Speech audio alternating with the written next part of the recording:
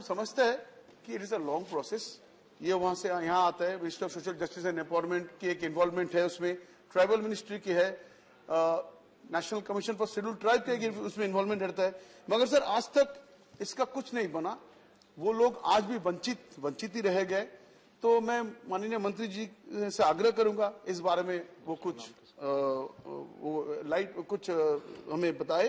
और सर इसी के साथ एक ऐसा सिमिलर है सर, गोवा में, वहां भी सर 3 कम्युनिटी को एसटी लिस्ट में डाला गया, मगर सर आज तक इलेक्शन रिलेटेड कोई फैसिलिटी यानी रिजर्वेशन उन्हें मिल नहीं रहा है। मंत्री जी इसमें भी थोड़ा प्रकाश डालिए, ये मेरा अनुरोध है आपसे।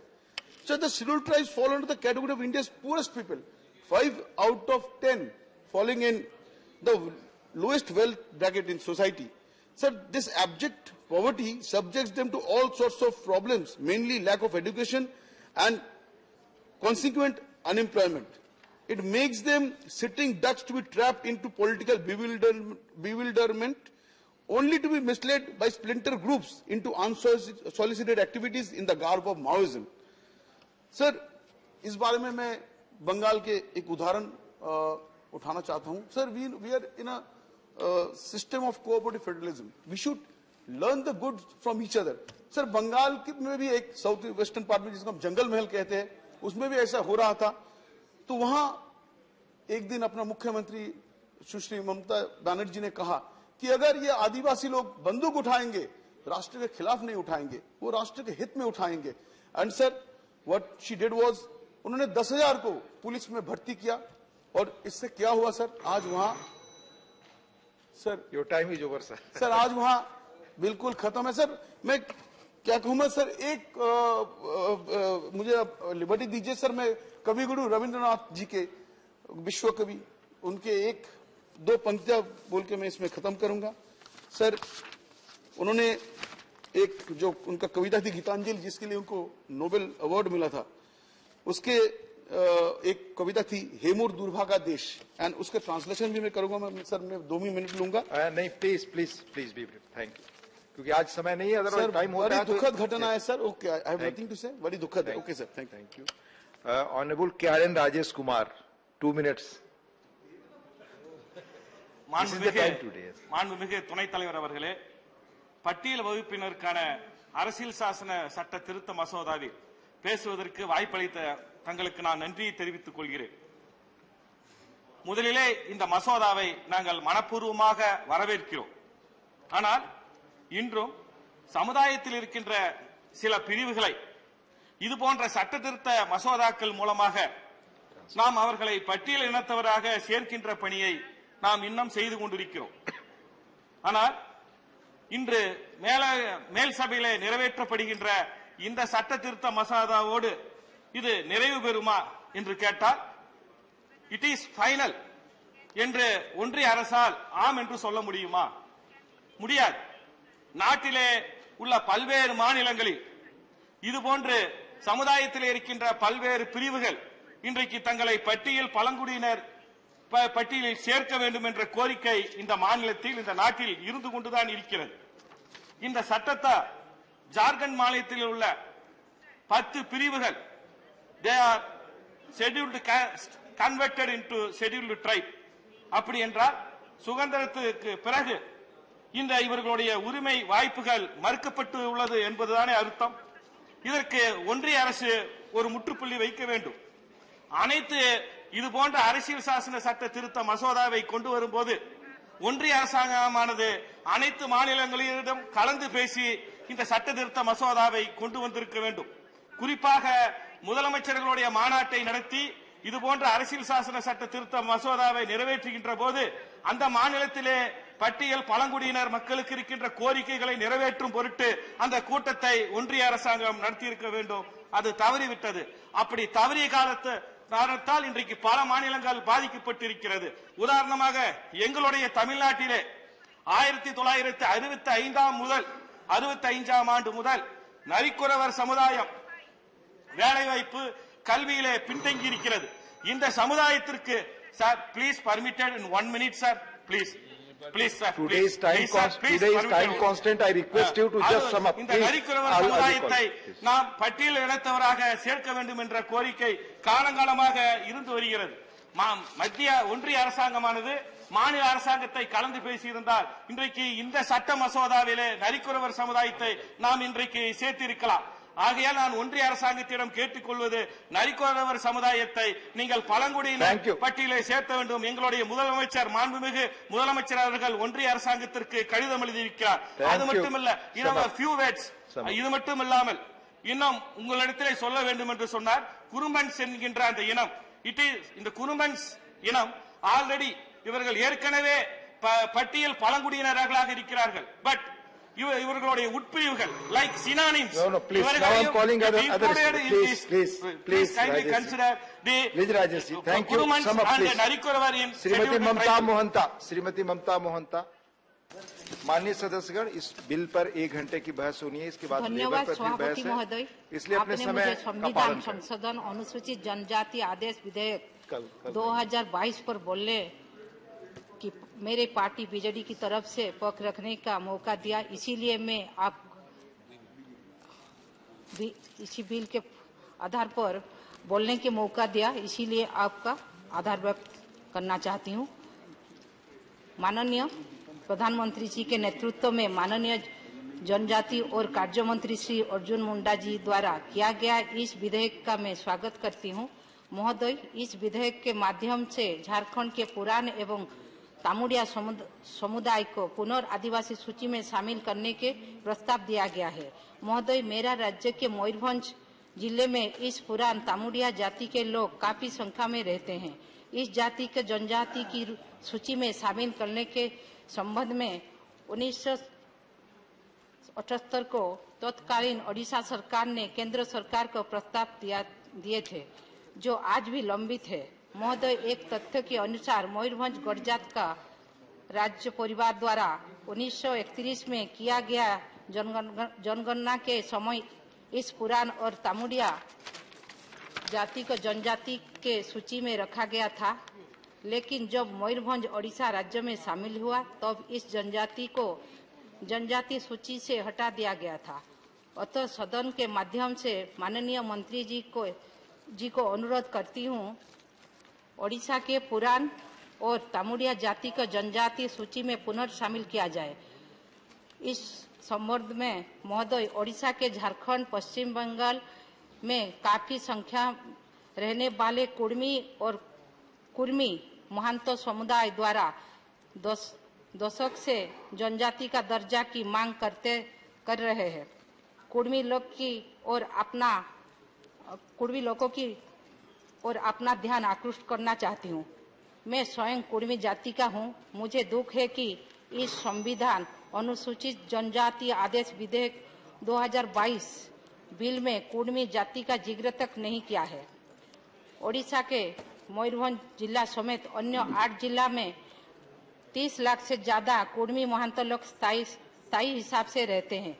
ओडिशा के समेत झारखंड एवं पश्चिम बंगाल को जोड़ा जाए तो कुर्मी समुदाय लोग का संख्या करोड़ से भी ज्यादा है। इसी सर्वे की हिसाब से तत्कालीन दिनांक 3 मई 1913 को तत्कालीन सरकार की गैजेट नोटिफिकेशन संख्या 550 के अनुसार 13 अनुसूचित जनजाति के सूची में कुर्मी जनजाति होने का उल्लेख है। फिर 1931 की तत्कालीन सरकार ने भी 13 अनुसूचित जनजाति की please conclude now conclude please please complete the sentence please. इस कुर्मी जनजाति का भी उल्लेख है, परंतु सितंबर 1950 को अनुसूचित जनजाति की सूची दोबारा तैयार किया गया है। तो बिना नोटिफिकेशन के धन्यवाद। मैं दूसरे स्पीकर को बुला रहा हूँ। धन्यवाद ममता जी। तो बात क्या है? माननीय B Lingaiah Yadav not present.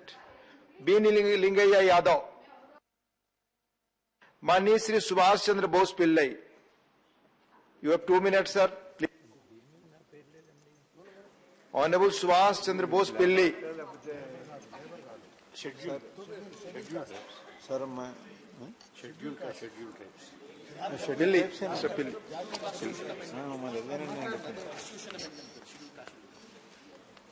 Thank you, sir. Honorable Deputy Chairman, sir. Thank you very much, sir. I stand to share a few thoughts on the proposed amendments in the Constitution. Let me begin by seeking to place the present amendments in the perspective. There have been many amendments in the Scheduled Caste in the Constitution, Scheduled Caste Order 1950 and Scheduled Tribes Order 1950 to modify the list of SCs and STs. The bill seeks to omit Bhakta community from the list of scheduled tribes in relation to the state of Jharkhand and for inclusion of certain communities in the lists of scheduled tribes. We have had a multiple legislations in the past 7 decades on this very important subject, considering the SCs and ST communities as a priority to be taken up in the session. Sir, there are 705 scheduled tribes notified under Article 342 of the Indian Constitution, and keeping with the vision of Sabka Saath, Sabka Vikas and Sabka Vishwas, the focus on development of tribes and the conservation of their heritage has become a priority. The budget of the tribal affairs has also been increased from 7,484 crores to 2021 in the year 2021-22 to 8,451.92 crores in the year 22-23. Sir, despite the existence of welfare schemes, the bogus multi-dimensional poverty index reports that in India, 5 out of 6 poor people belonging to scheduled communities, their inclusion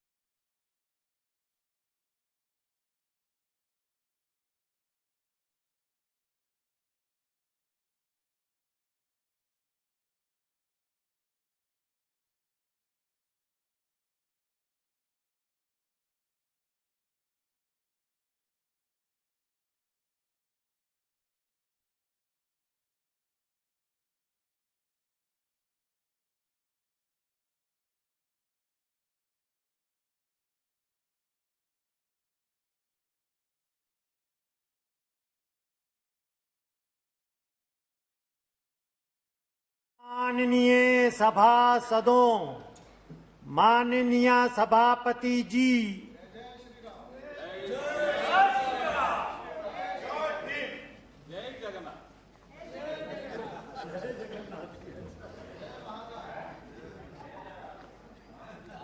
Honorable members, the matter under Rule 377 shall be laid on the table of the House. Members who have been permitted to raise matters under Rule 377 today and are desirous of laying them may personally hand over text of the matter at the table of the House within 20 minutes.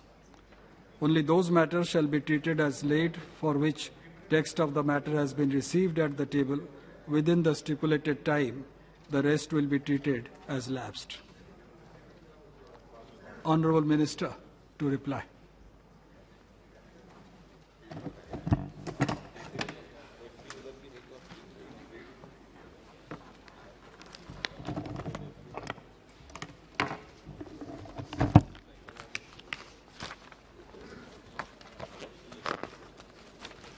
Thank you very much, sir.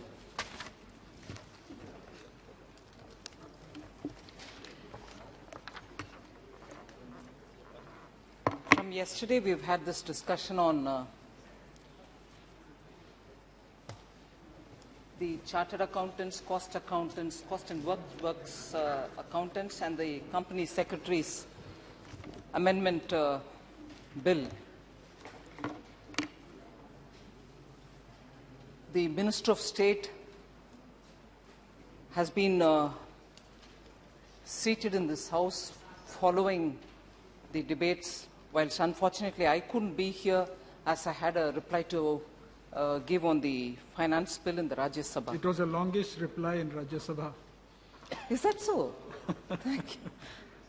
But there was also very interesting and detailed discussions, so I thought it only right that I give reply for the issues raised by the honourable members.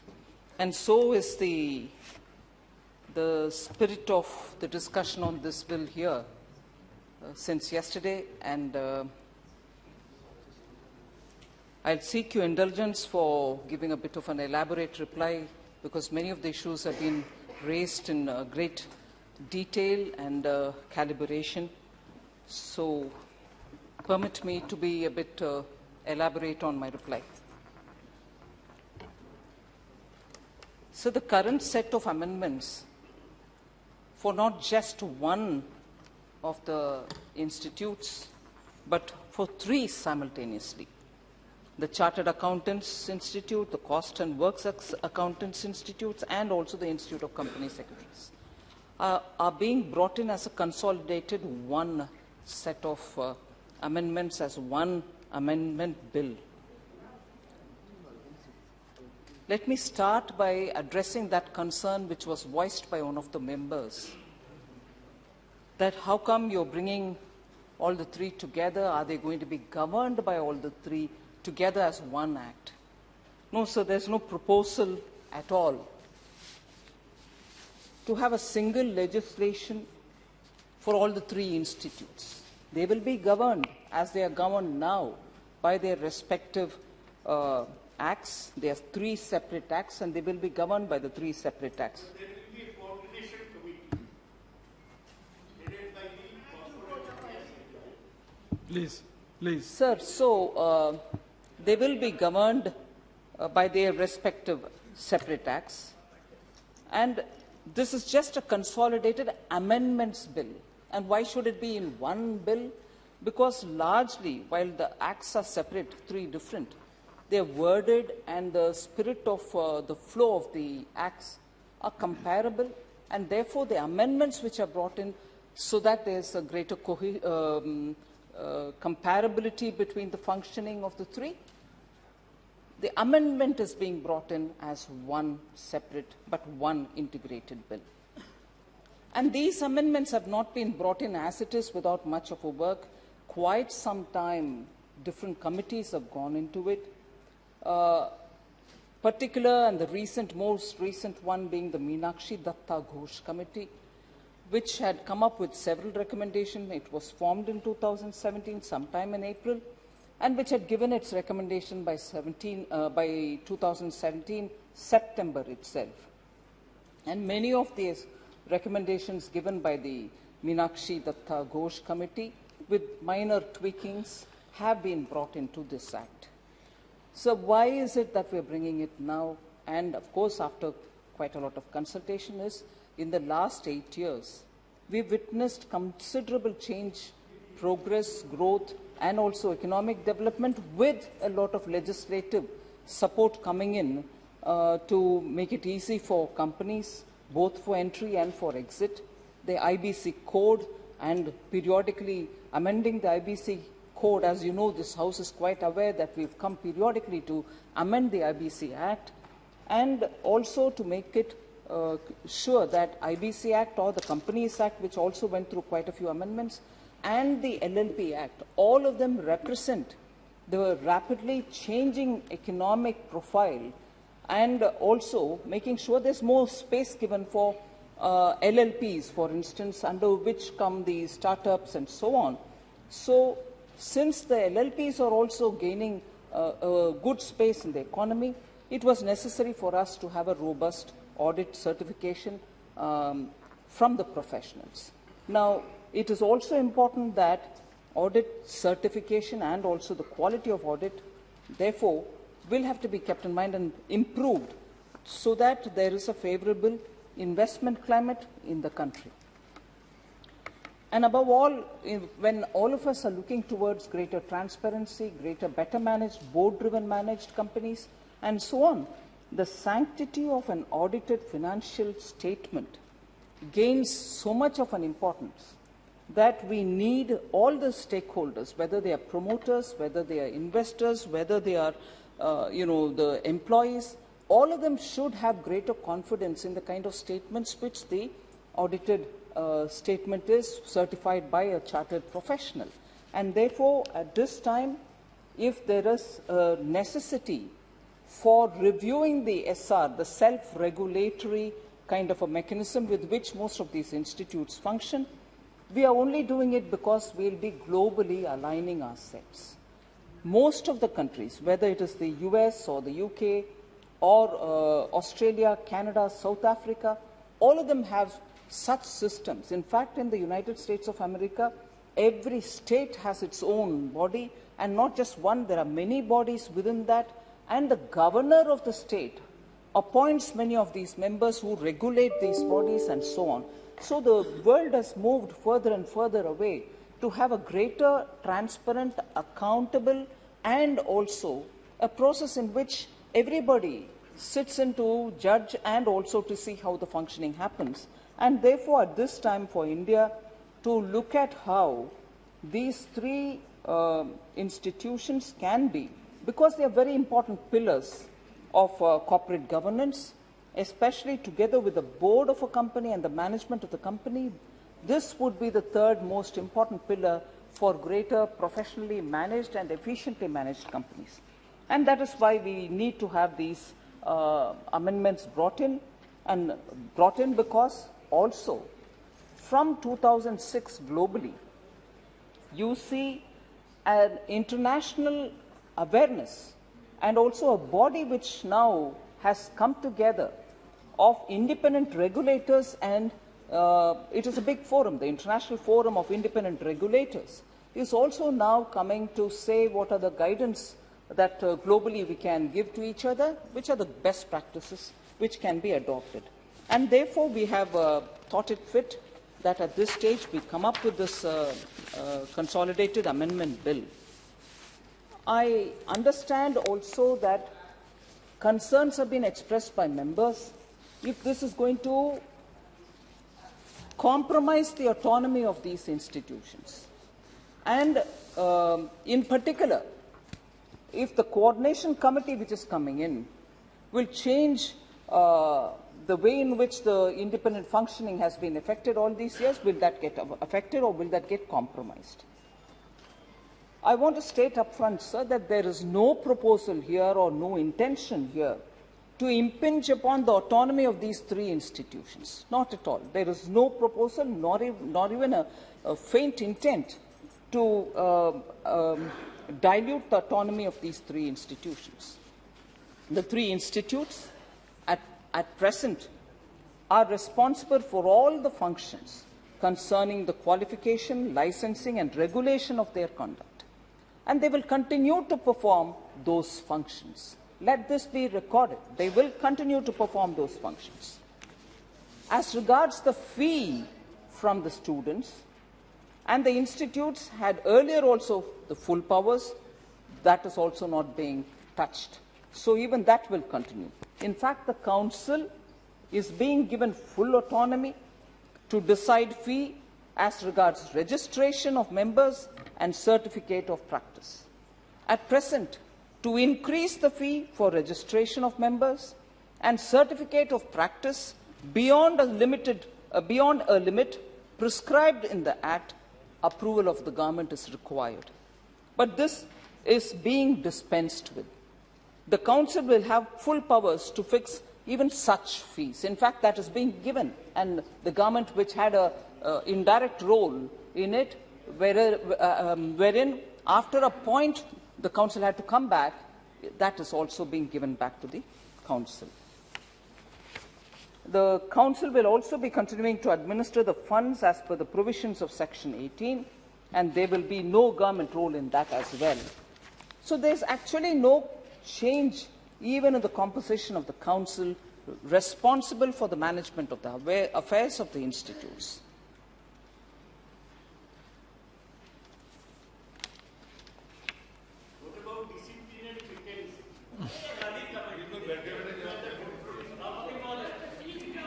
So in the proposed amendments, sir, the council shall continue to constitute these bodies, the Board of Discipline and the Disciplinary Committee, as per the existing practice.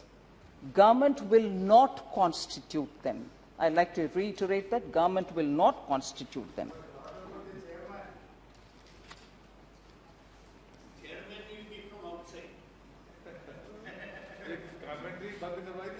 So there will also be no change in the number of members in these bodies. However, sir, majority will be of non-members of the institute, which is the global best practice which we want to bring in here. Being elected members, sir, President and Vice President shall not be heading the disciplinary committees, and the council members shall not head the Board of Discipline to avoid conflict of interest. That probably, therefore, responds to some of the questions which are being raised even before I've started speaking, sir. So the collaboration and the greater responsibility to the Council of the Institute for nomination of experts and persons of eminence has been proposed, and that is through these amendments rather than taking away their powers. So, in a way, it is they who give the names, and it is that which gets appointed. Very quickly, just to get a picture of what we are talking about. So, in the Institute of Chartered Accountants of India, the Board of Discipline, the BOD, existing position since 2006, sir, is the BOD is a 3-member body. There is a presiding member officer who is a council member, 1 member who is nominated by the government, 1 member who is nominated by the council.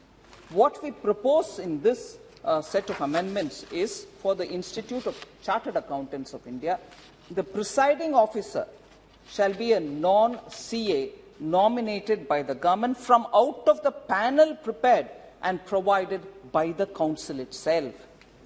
1 member who will be a non-CA nominated by the government, again from out of the panel prepared and provided by the council itself. The other member will be nominated by the council from out of a panel of members of the institute to be prepared by the council. Now, this is the proposal, and this again falls back on the council itself to propose the names, give the panel, from which the government appoints somebody. And having a non-CA as presiding officer is very much in line with the global best practices. And if people have asked a question saying, how will a non-CA understand what the whole thing is about? It's a technical thing. They may not be able to understand. absolutely not founded at all, sir. These doubts don't have a basis, because everywhere else in the world, a lay person sits as a chair while the other members are all CAs, and they can always guide the council or the BOD to take a call. And this brings in greater transparency, a greater fresh outsiders approach to the issue. So in the disciplinary committee, sir, if this is what is on the BOD, the disciplinary committee, which is a 5-member body, the existing composition since 2006 is that the presiding officer is a president or vice president of the council itself. 2 members are nominated by the council. 2 members otherwise are nominated by the government. So that is the existing structure. Now, what we have proposed in this set of amendments is that the presiding officer shall be a non-CA nominated by the government, but from out of the panel prepared and provided by the council. 2 other members are non-CAs nominated by the government again from out of the panel which is prepared and provided by the council. Then 2 members are nominated by the council from out of the panel of members. The institute shall prepare this panel of names being prepared. Sir, I move, similar is the structure for the company secretaries and the cost accountants institutes also. So I very quickly move to the related issue, Honourable Chair, when you from there asked, saying, won't it defeat the purpose of avoiding conflict of interest between the administrative and the disciplinary arm of the institute? A very concerned question. And I wanted to answer this by saying the panel of the presiding officers and the lay members will be prepared by the council in accordance with the regulations which will be framed. So they'll have to go by that. They will be experts in the different fields as mentioned in the bill. So it's not going to result in conflict of interest because the regulations will guide them. The proposed amendments in the 3 acts governing the 3 professional institutes without compromising their autonomy seeks to make the councils or the institutes themselves more responsive and accountable. And therefore, these steps are being taken with a conscious attempt to make sure that we are neither undermining the autonomy nor are we bringing a situation of conflict of interest, which is a question which you have very rightly raised, sir. Sir, as regards the coordination committee, Professor Saugata Roy has been very concerned about it from the minute I started speaking. As per the proposed bill, the coordination committee will comprise of the president, the vice president and the secretaries of the 3 institutes, quarterly meeting of which shall be held under the chairpersonship of the Secretary, Ministry of Corporate Affairs, which is the administrative ministry of all the 3 institutes.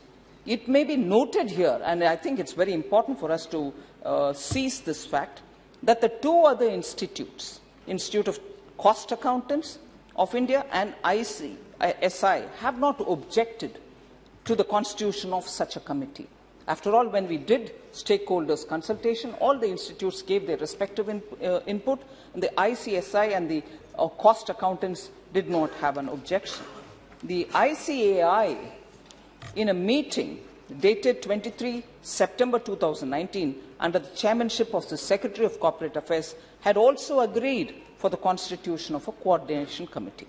Now, the coordination committee, sir, has been proposed for the development and harmonization of the 3 professions, and therefore, this is not going to undermine them. In fact, if I can move quickly on giving comparable examples, IIMs among themselves have a coordination committee.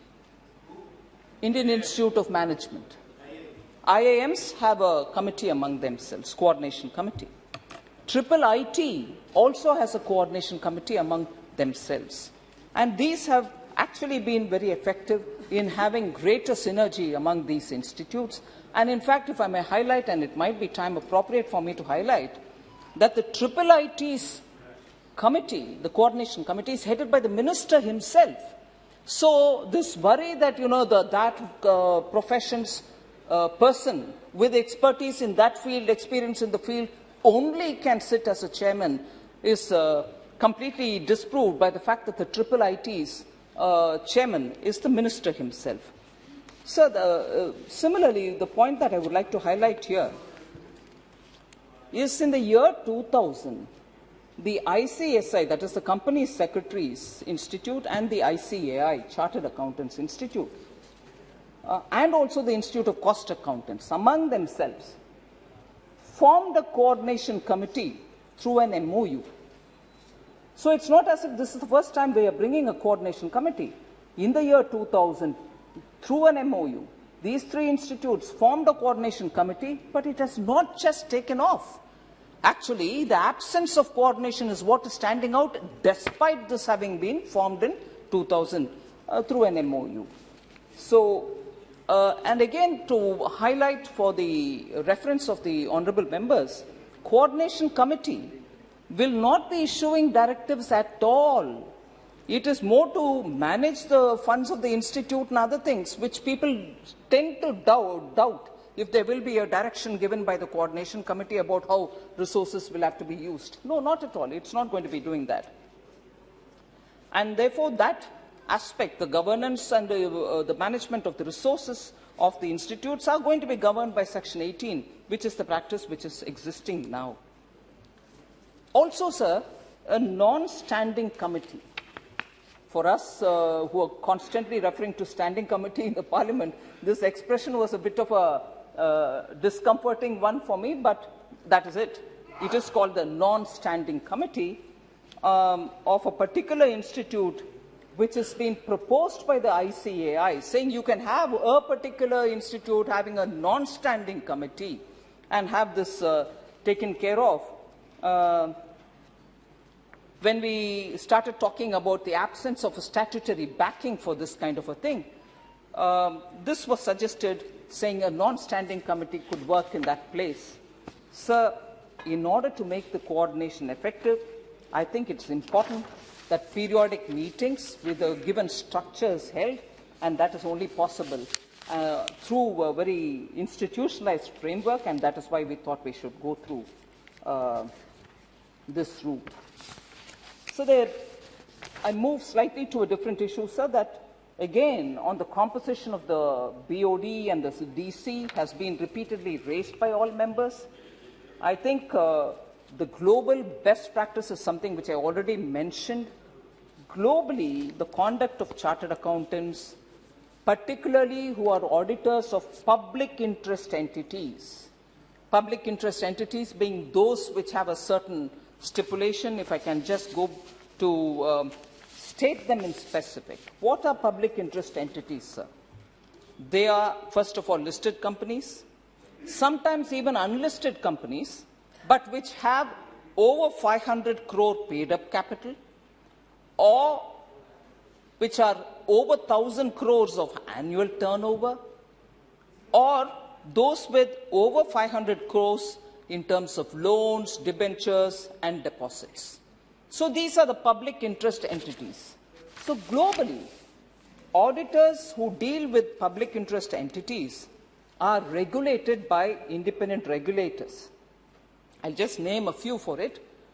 In the United States of America, it's the PCAOB, the FRC in UK, the ASCI, the ASCI in Australia, the IRBA in South Africa, the CPAB in Canada, all of whom are independent regulators.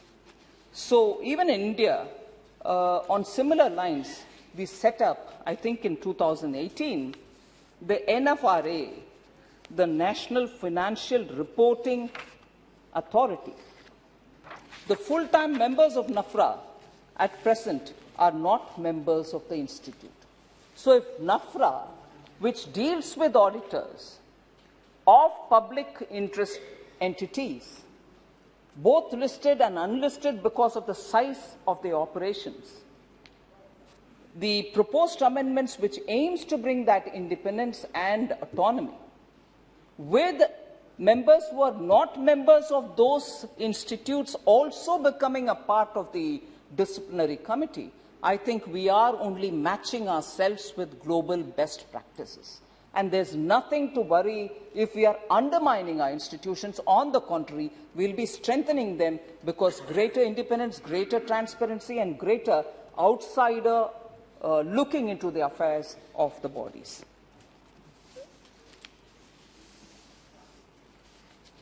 As I said earlier, sir, the International Forum of Independent Audit Regulators, which was a body which has come into existence in sometime 2006, have been suggesting these, and we are only aligning ourselves with the global best practice. Also, the guiding principles which have been given by the International Federation of Accountants is also something which is an international NGO, and it's a global advocacy organization. In fact, the ICAI, the Institute of Chartered Accountants of India, are a member of this International Federation of Accountants, and they have given these guidelines. So we are taking that on board. Again, coming to the good work which standing committees of our parliament do in these regards, 2003, sir, the Standing Committee on Finance, whose tenure was between 2004 and 5, in its 11th report, discussed a lot of these amendments. And I would like to quote one few sentences from there. Quote, "The committee recommend that such a body should be headed by a person not below the rank of a joint secretary belonging to the legislative service. 2 members should be from the council, and 2 shall be outside experts from the field of law and accountancy," unquote. So that's the standing committee of this House sometime in 2005 mentioning the same thing, and it has taken us nearly 15 years to arrive at that step now. As I said earlier, in UK, the United States, South Africa, have all adopted this, and it is not something which we are doing for the first time.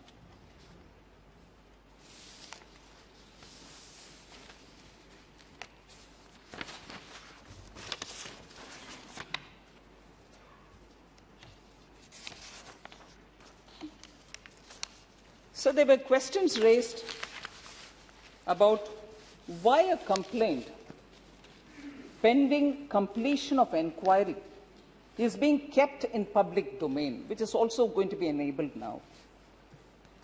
So this is a question which Honourable Member Bhartrihari Mehtabji raised, Adhirji raised, saying putting status of actionable complaints in public domain or entering them into the register of members, would it raise doubts about how the members being treated? Will it be victimizing him? Will there be an element of harassment? And so on. That's not the intent at all, sir, and does not intend to victimize the member. The manner and the interval of putting such information out in public domain and also entering in the register of members shall be in accordance with the regulations framed by the council itself. So there cannot be an element of discretion saying, I don't like somebody, so I'm going to put them there and publicly shame them or victimize them. Cannot happen. It may be noted that the 2 other institutes, which is the company accounts and also the company secretaries, have not at all objected to this proposal. So mind application has happened from the different institutes, and we've gone only in the direction in which majority opinion has emerged.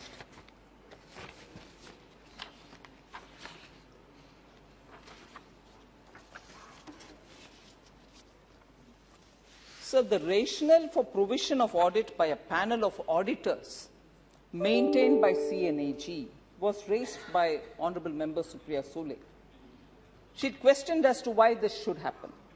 Sir, at present, the ICAI, as per the provisions of the existing Chartered Accountants Act, the Council may appoint any auditor to audit its own annual account.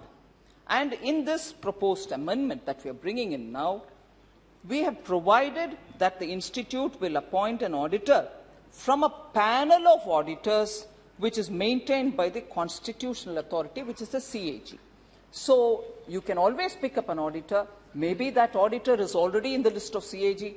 That's fine. But now we are saying, turn it this way around. Please do pick it up from that panel of auditors which is listed by the CAG, which is a constitutional body, just gives a greater heft to the audit of the institutes. And therefore, it's, I think, a progressive step towards bringing greater transparency. And again, on this matter as well, the company secretaries institute, as a matter of practice, is getting audit done through a panel of auditors maintained by the CAG already. So if one of them is doing it, it might be a best practice the others also adopt.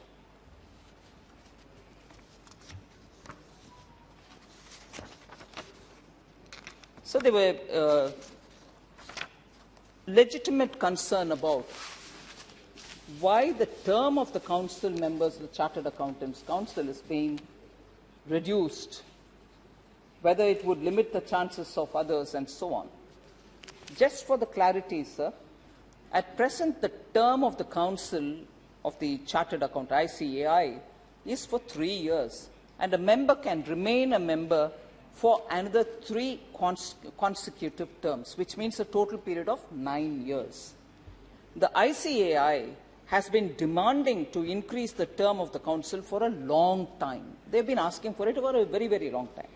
Further, the term of the council in the Company Accountants of India and the ICSI is already 4 years. It's already 4 years.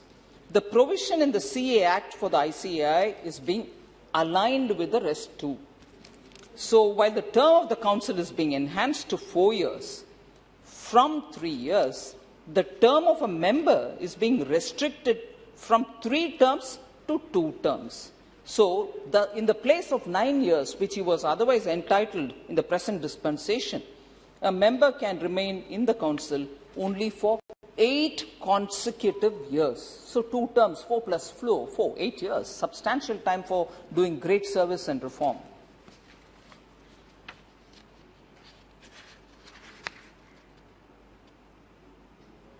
So there was this distinction made between an auditor, the individual, and an audit firm. Currently, sir, there is no provision for a separate register of firm and proceedings against the misconduct of firms in the 3 acts.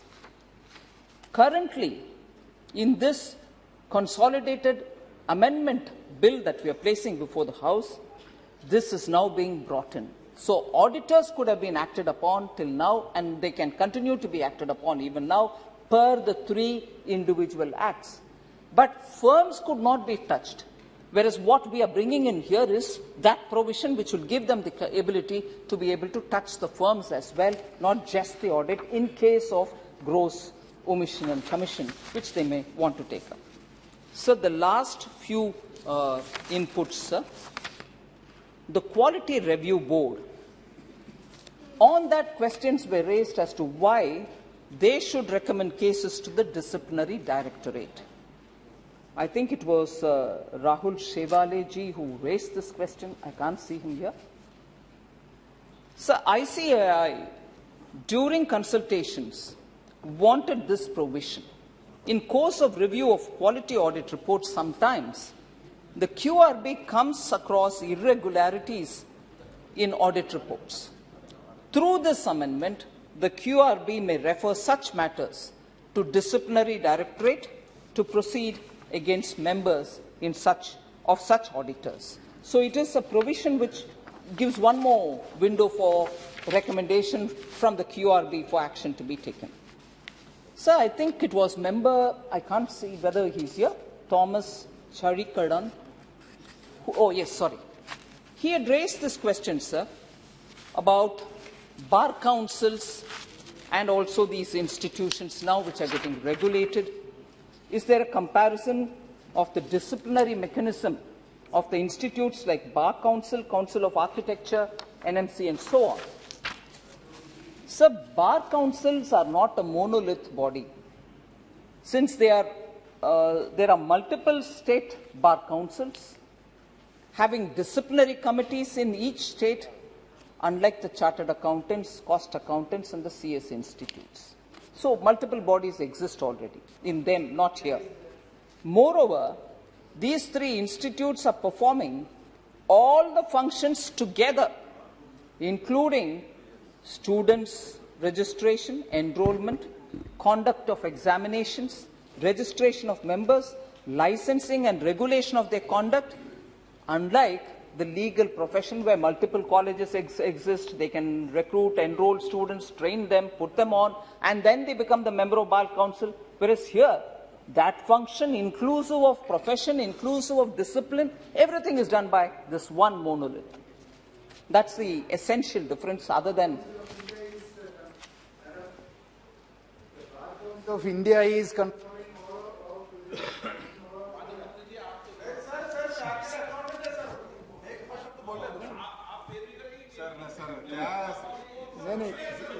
Madam.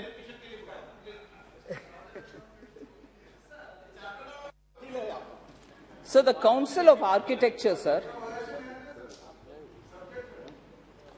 the Council of Architecture, sir, is constituted by the central government, and the disciplinary committee to inquire into the misconduct of architects has two non-elected representatives in it as members and one elected member, unlike the Council of CA, the cost accountants, and so on. So it already has that provision. Further, sir, the NMC Act, as was discussed above, prescribes for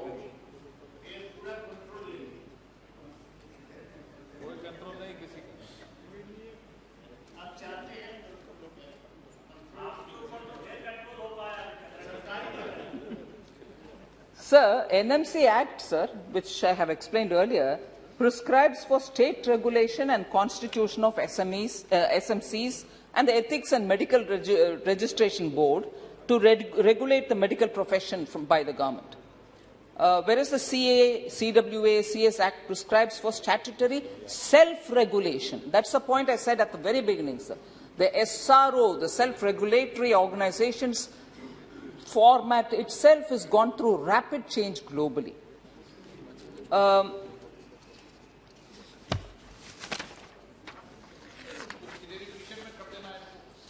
Sir, sure.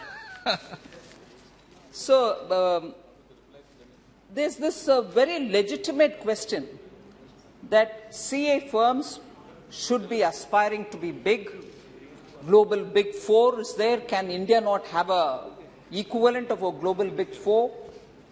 Honorable Prime Minister himself has been, while discussing with the institutions, engaging with them, saying, is it not possible for India to aspire to have one in the Big Four? So the government has enabled institutes, sir, to enter into mutual recognition agreements and MOUs of institutes from various different countries through various cabinet-approved approvals. The amendments like registration of firms will allow the audit firm to grow. So we have enough facility and provisions which we have brought in, wherein the big global firms can also be matched up by Indian firms which can come into play.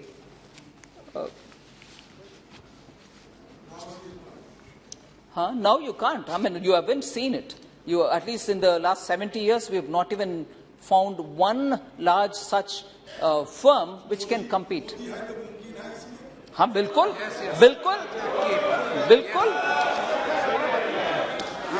इसीलिए बिल्कुल. आदिर जी, आपको बधाई मैं दे रही हूँ. नहीं, अभी होगा ना. ये अमेंडमेंट के द्वारा होगा. बधाई दे रही हूँ आपको. पूरे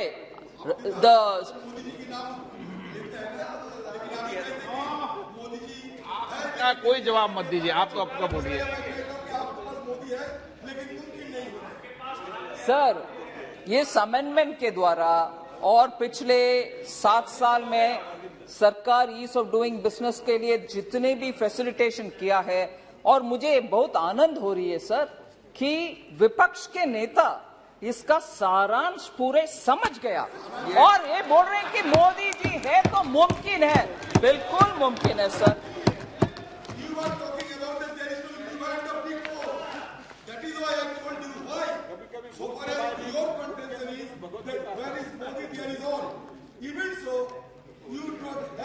माननीय मंत्री जी, आप उनके भाषण में अपना बोलते रहो ना, आप उनके वक्त पे क्यों सुन रहे हैं? नहीं, आप मैंने उनको अलाउ नहीं किया है अभी, तो आप क्यों? नहीं, आपकी सलाह की आवश्यकता है क्या? आदिर जी के आवाज के लिए माइक की जरूरत नहीं है sir.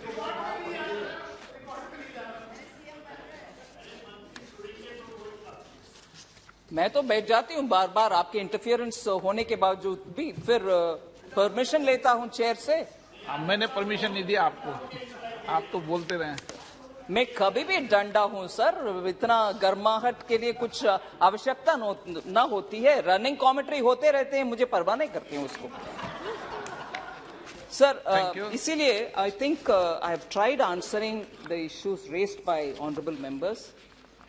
Very critical and very crucial points which have been raised, मैंने थोड़ा ज्यादा ही elaborate किया आपकी अनुमति लेकर के। मैं मानती हूँ ये समय के उचित अमेंडमेंट है।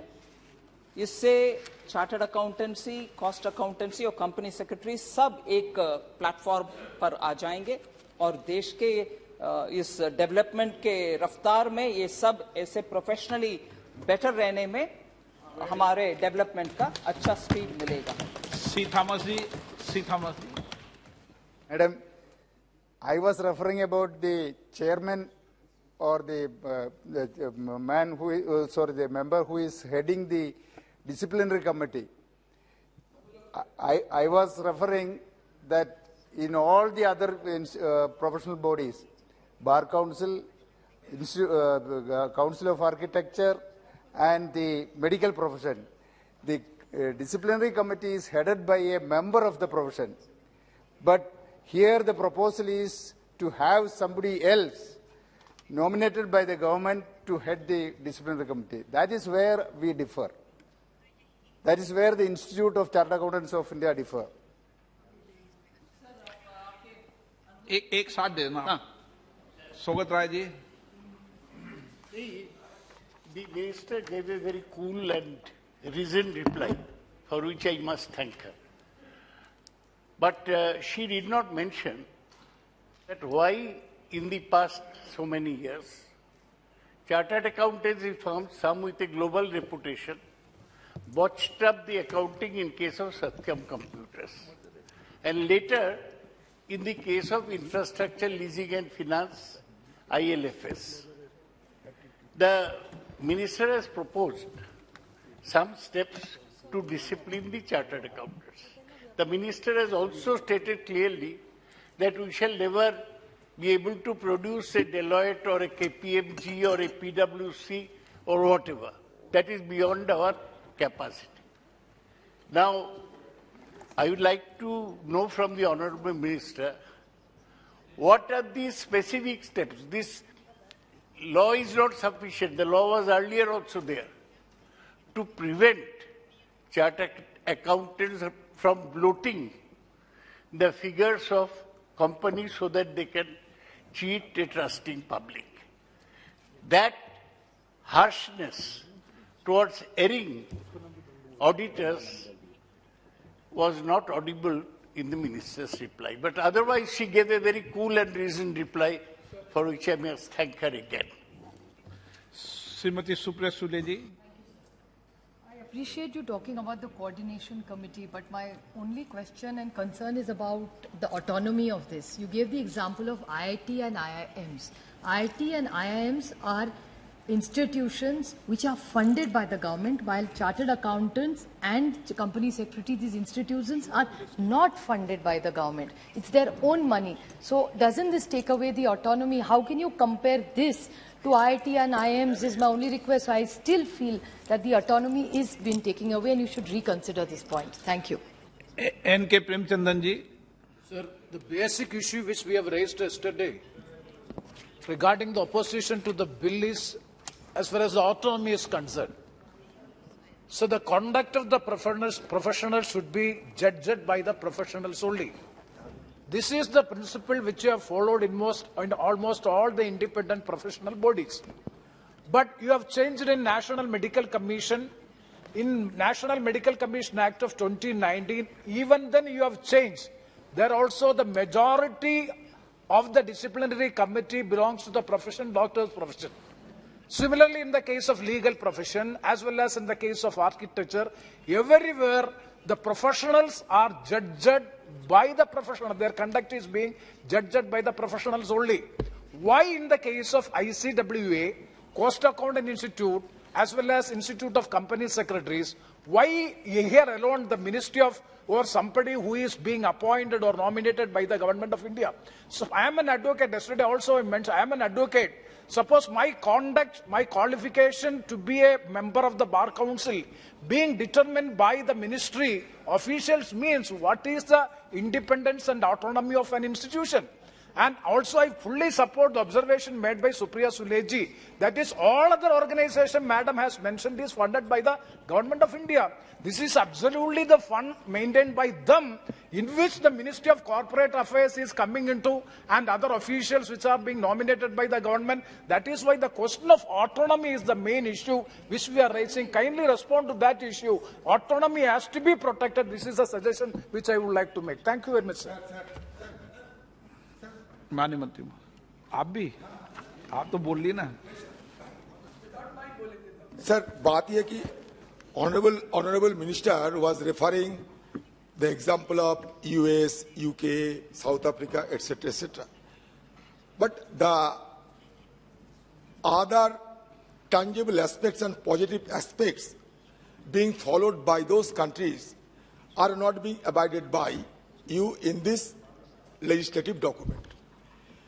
We have been arguing since last day that through this bill, the government has been making a subtle and deliberate attempt to consolidate the power and to snatch away the independence of the institutions by dismantling the autonomous framework of those concerned institutions. I am also, flagging the attention of the minister that there is an inherent flaw in this legislative document. The bill empowers the three councils to constitute multiple boards of discipline and disciplinary committees. However, the bill allows the central government to nominate the same person as presiding officer or members across different boards of discipline and disciplinary committees. This may be incompatible with the objectives of the speedy disposal of cases against members. Appointing the same set of people on multiple boards of discipline or disciplinary committees may prevent these entities from hearing cases of misconduct simultaneously. Thereby, it would lead delaying in disposal of cases. Madam, at least you should pay heed to us. Madam, at least you should pay heed to us. At least you should have paid. माननीय मंत्री जी, I repeat all that you said. I did hear you. Don't worry. Nothing can distract me from Adhir Ranjan Chaudhary. माननीय मंत्री जी, okay माननीय मंत्री जी,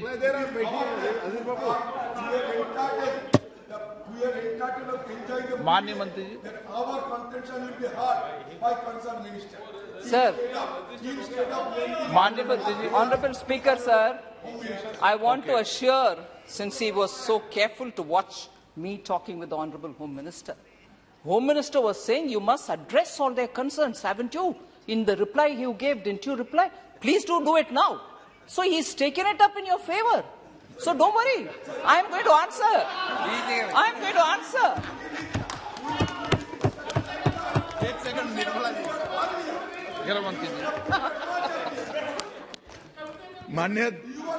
माननीय अध्यक्ष जी, अधीर रंजन जी, माननीय अध्यक्ष जी, मैं माननीय वित्त मंत्री जी से व्यवस्था की ही बात कर रहा था।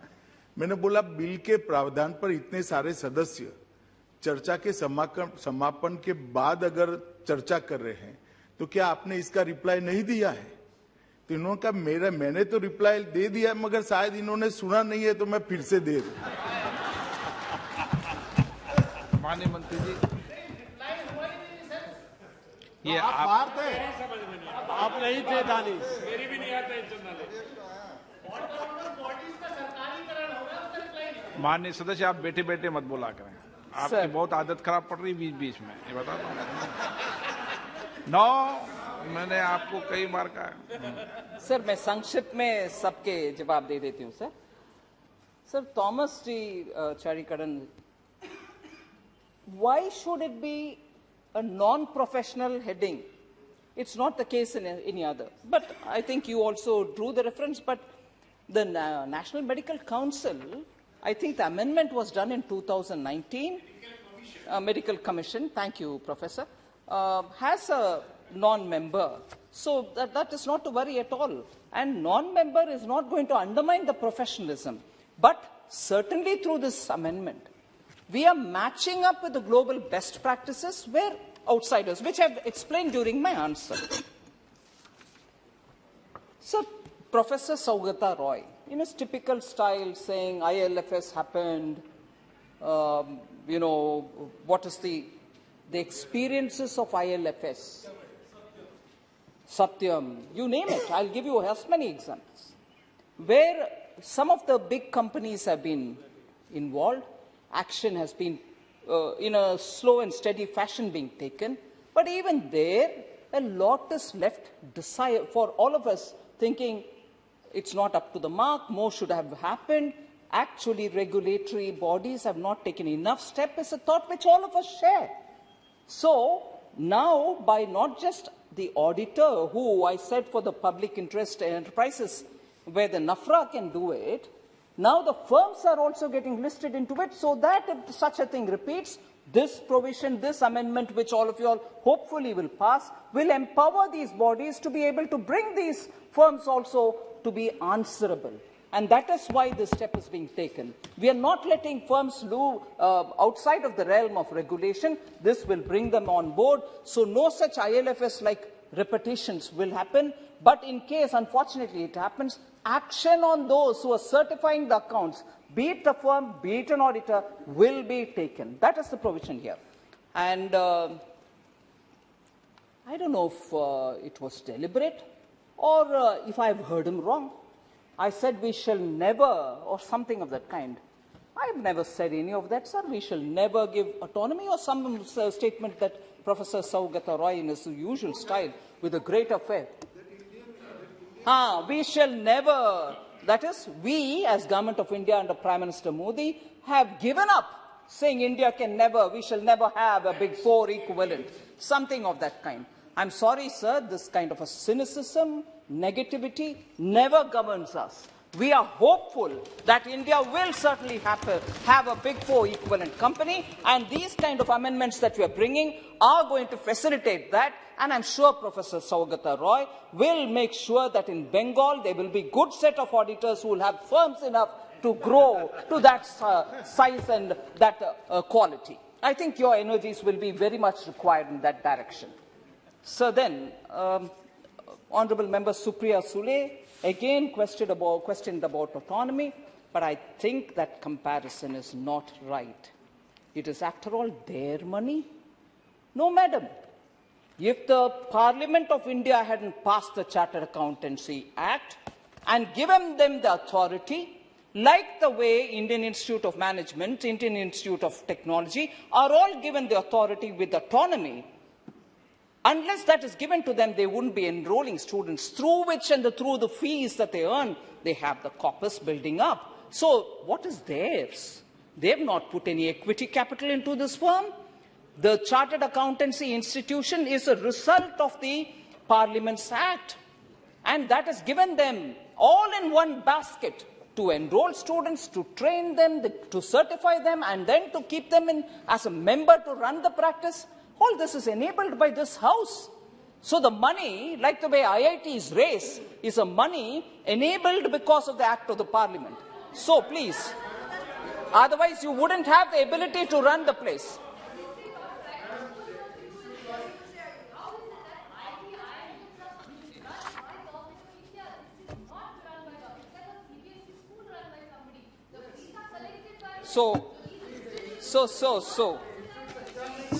So 1 minute. If you think, no, I'll come.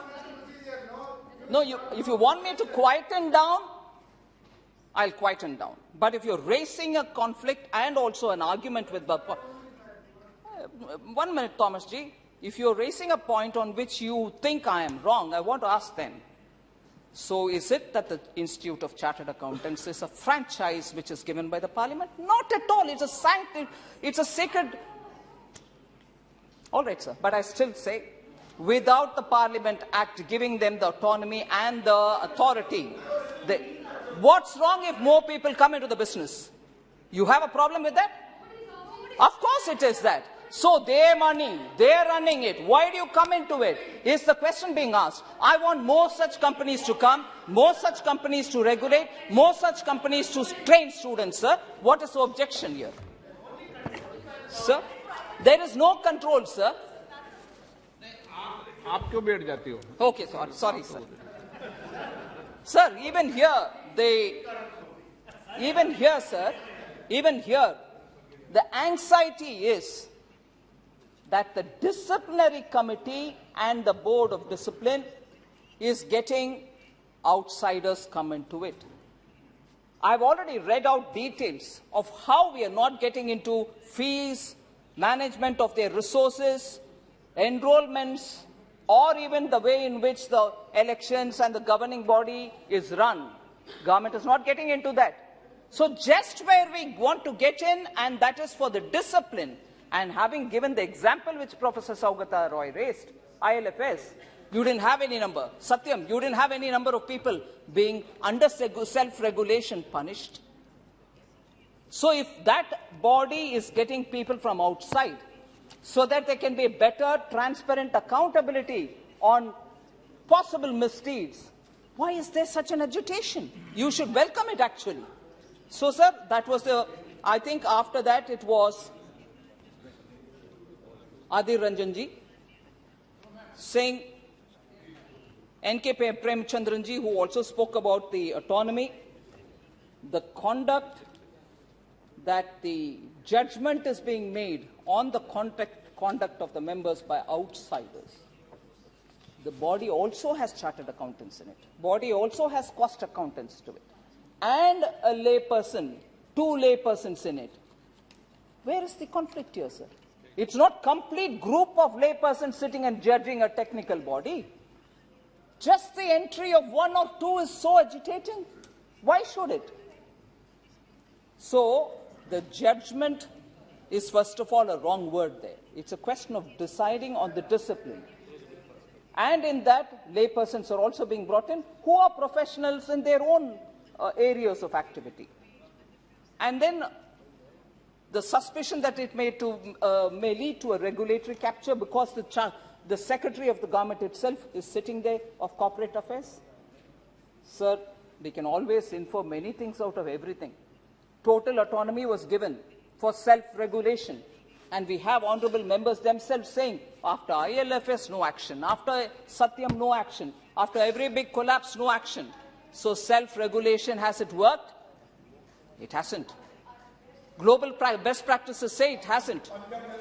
And therefore, we need to have, I think RBI is doing a good job there, sir. Don't worry. He's the regulator for the bank. Thank you.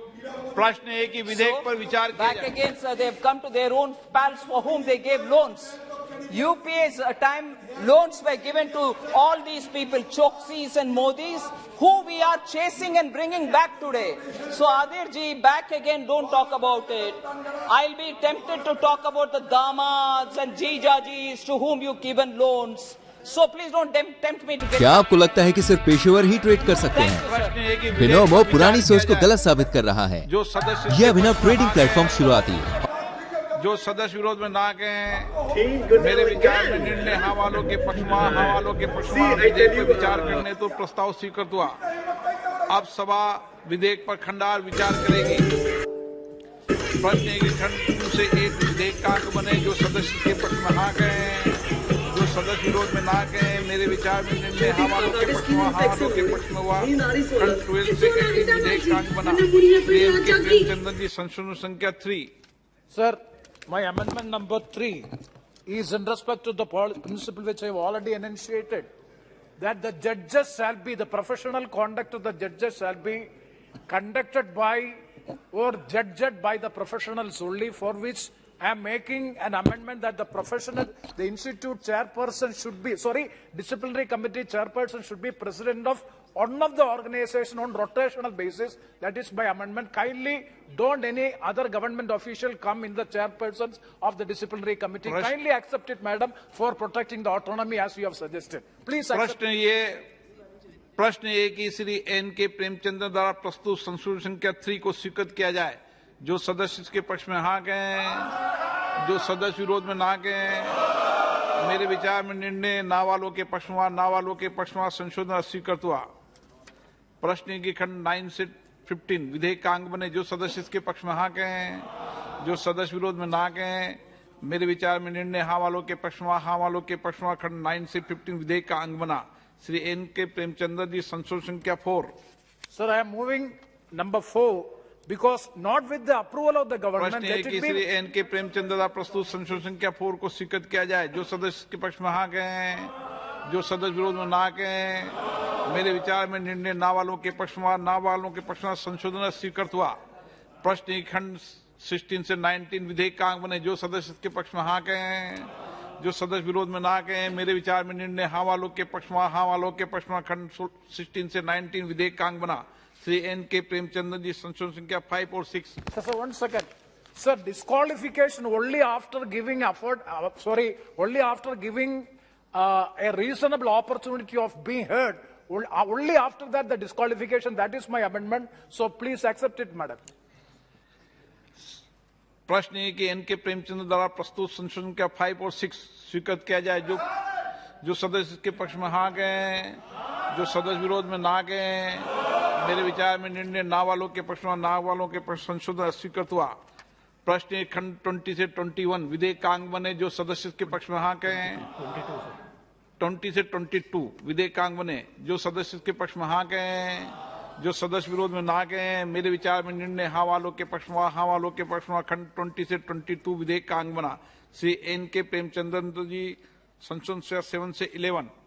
Sir, moving reasonable opportunity to be given before taking an प्रश्न action. है कि N के प्रेमचंद्र द्वारा प्रस्तुत संशोधन संख्या 7 से 11 स्वीकृत किया जाए। जो सदस्य के पक्ष में हाँ गए, जो सदस्य विरोध में ना गए। मेरे विचार में निर्णय ना वालों के पक्ष में, ना वालों के पक्ष में संशोधन अस्वीकृत हुए। प्रश्न ये कि खंड 23 से 28 विधेयक का अंग बने। जो सदस्य इसके पक्ष में हाँ गए, जो सदस्य विरोध में ना गए। मेरे विचार में निर्णय हाँ वालों के पक्ष में, हाँ वालों के पक्ष में खंड 23 से 28 विधेयक का अंग बना। एन के प्रेमचंद्र जी संशोधन संख्या 12 और 13। Sir, I am not moving the amendments. प्रश्न है कि खंड 29 से 106 विधेयक का अंग बने। जो सदस्य के पक्ष में हाँ कहें, जो सदस्य विरोध में ना कहें। मेरे विचार में निर्णय हाँ वालों के पक्ष में, हाँ वालों के पक्ष में खंड 29 से 106 विधेयक का अंग बना। माननीय मंत्री जी संशोधन संख्या 2। Sir, clause 1 of the bill for consideration is what? No, clause 2. Serial Only number 2. So serial number 1 and enacting formula of the bill is also to be amended because of the year. Amendment number 2. Number 2. Clause, I move the amendments. Yes. प्रश्न है कि मंत्री जी द्वारा प्रस्तुत संशोधन के 2 को स्वीकृत किया जाए। जो सदस्य इसके पक्ष में हाँ कहें, जो सदस्य विरोध में ना कहें। मेरे विचार में निर्णय हाँ वालों के पक्ष में, हाँ वालों के पक्ष में संशोधन स्वीकृत हुआ। प्रश्न है कि खंड 1 यथा संशोधित विधेयक का अंग बने। जो सदस्य इसके पक्ष में हाँ कहें, जो सदस्य विरोध में ना कहें। मेरे विचार में निर्णय हाँ वालों के पक्ष में, हाँ वालों के पक्ष में खंड 1 यथा संशोधित विधेयक का अंग बना। माननीय मंत्री जी संशोधन संख्या 1 प्रस्तुत करें। So I move the amendments. प्रश्न है कि मंत्री द्वारा प्रस्तुत संशोधन संख्या 1 को स्वीकृत किया जाए। जो सदस्य के पक्ष में हाँ कहें, जो सदस्य विरोध में ना कहें। मेरे विचार में निर्णय हाँ वालों के पक्ष में, हाँ वालों के पक्ष में संशोधन स्वीकृत हुआ। प्रश्न है कि अधिनियम सूत्र यथा संशोधित विधेयक का अंग बने। जो सदस्य इसके पक्ष में हाँ कहें, जो सदस्य इसके विरोध में ना कहें। मेरे विचार में निर्णय हाँ वालों के पक्ष में, हाँ वालों के पक्ष में अधिनियम सूत्र यथा संशोधित विधेयक का अंग बना। प्रश्न है कि विधेयक का पूरा नाम विधेयक का अंग बने। जो सदस्य इसके पक्ष में हाँ कहें, जो सदस्य विरोध में ना कहें। मेरे विचार में निर्णय हाँ वालों के पक्ष में, हाँ वालों के पक्ष में विधेयक का पूरा नाम विधेयक का अंग बना। माननीय मंत्री जी अब प्रस्ताव करें कि यथा संशोधित विधेयक पारित किया जाए। Sir, I rise to move that the bill as amended be passed. प्रश्न है कि यथा संशोधित विधेयक को पारित किया जाए। जो सदस्य इसके पक्ष में हाँ कहें, जो सदस्य के विरोध में ना कहें। मेरे विचार में निर्णय हाँ वालों के पक्ष हुआ, हाँ वालों के पक्ष में और प्रस्ताव स्वीकृत हुआ। विधेयक यथा संशोधित पारित हुआ। आइटम नंबर 18 दिल्ली नगर निगम संशोधन विधेयक 2022। माननीय मंत्री जी।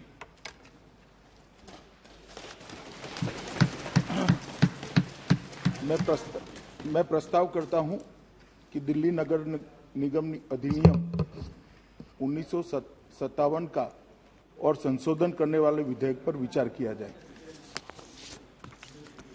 माननीय अध्यक्ष जी, आज एक बहुत महत्वपूर्ण विधेयक लेकर इस सम्मानीय सदन के सामने मैं उपस्थित हुआ हूं। दिल्ली नगर निगम पूरे राजधानी क्षेत्र का 95% हिस्से का सिविक सेवाओं का जिम्मेदारी उठाता है। लगभग 1,20,000 कर्मचारी तीनों निगमों के इकट्ठा होकर इसके तहत काम करते हैं। राजधानी क्षेत्र के होने के कारण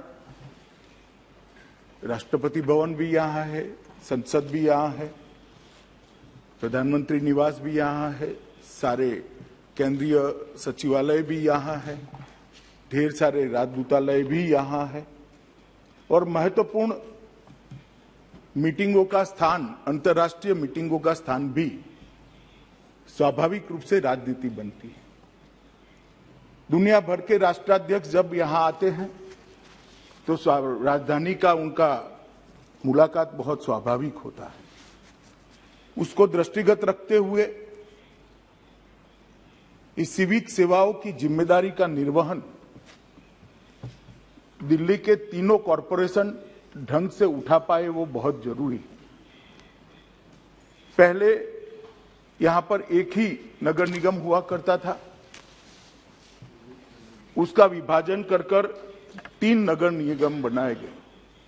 माननीय अध्यक्ष जी, थोड़ा पीछे में सदन को ले जाना चाहूंगा।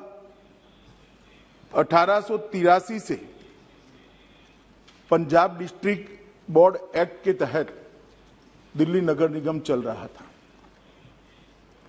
1957 में दिल्ली नगर निगम की एक्ट के द्वारा स्थापना हुई और 1993 और 2011 में संशोधन हुए और अंततोगत्वा उत्तरी नगर निगम दिल्ली, दक्षिणी नगर निगम दिल्ली और पूर्वी नगर निगम दिल्ली 3 निगमों में इसका बंटवारा हुआ।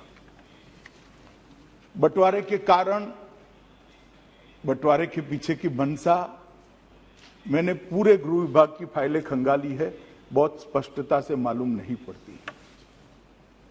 इसलिए मैं मेरी मर्यादा भी सदन के सामने रखता हूं, क्योंकि मुझे बताना चाहिए था सदन को कि इस निगम का बंटवारा क्यों हुआ था, किस आशय से हुआ था, क्या ध्येय को सामने रखकर किया गया था। मगर जितना, आप तो मंत्री नहीं थे दादा उस वक्त, फाइल मैंने देखी है, ऐसा भी नहीं लिखा है, ऐसा भी नहीं लिखा है। माननीय अध्यक्ष जी, लेजिस्लेटर की मंशा जाने बगैर में आज ये 10 साल के 12 से 22 का अनुभव जो हमारे सामने आया है, इसका एनालिसिस कर उसका बारीक विश्लेषण और तथ्य जो सामने आए हैं, इसके कारण इस सरकार ये निर्णय पर पहुंची है कि फिर से एक बार ये तीनों निगमों को एक कर पूर्ववत स्थिति की जाए। क्योंकि ये जो बंटवारा हुआ था वो माननीय अध्यक्ष जी आनंद फानंद में किया गया बंटवारा था। मैं नहीं कहता, क्योंकि ऐसा भी मेरे पास प्रमाण नहीं है, कोई राजनीतिक उद्देश्य रहे होंगे, परंतु कोई उद्देश्य जब नजर में नहीं आता है तो विचार जरूर होता है कि राजनीतिक उद्देश्य से इसे किया गया होगा। मगर आज जब ये तीनों निगमों को एक करने की मंशा लेकर सरकार इस महान सदन के सामने आई है, तब मैं निश्चित बताना चाहता हूं कि हम क्यों आए हैं। एक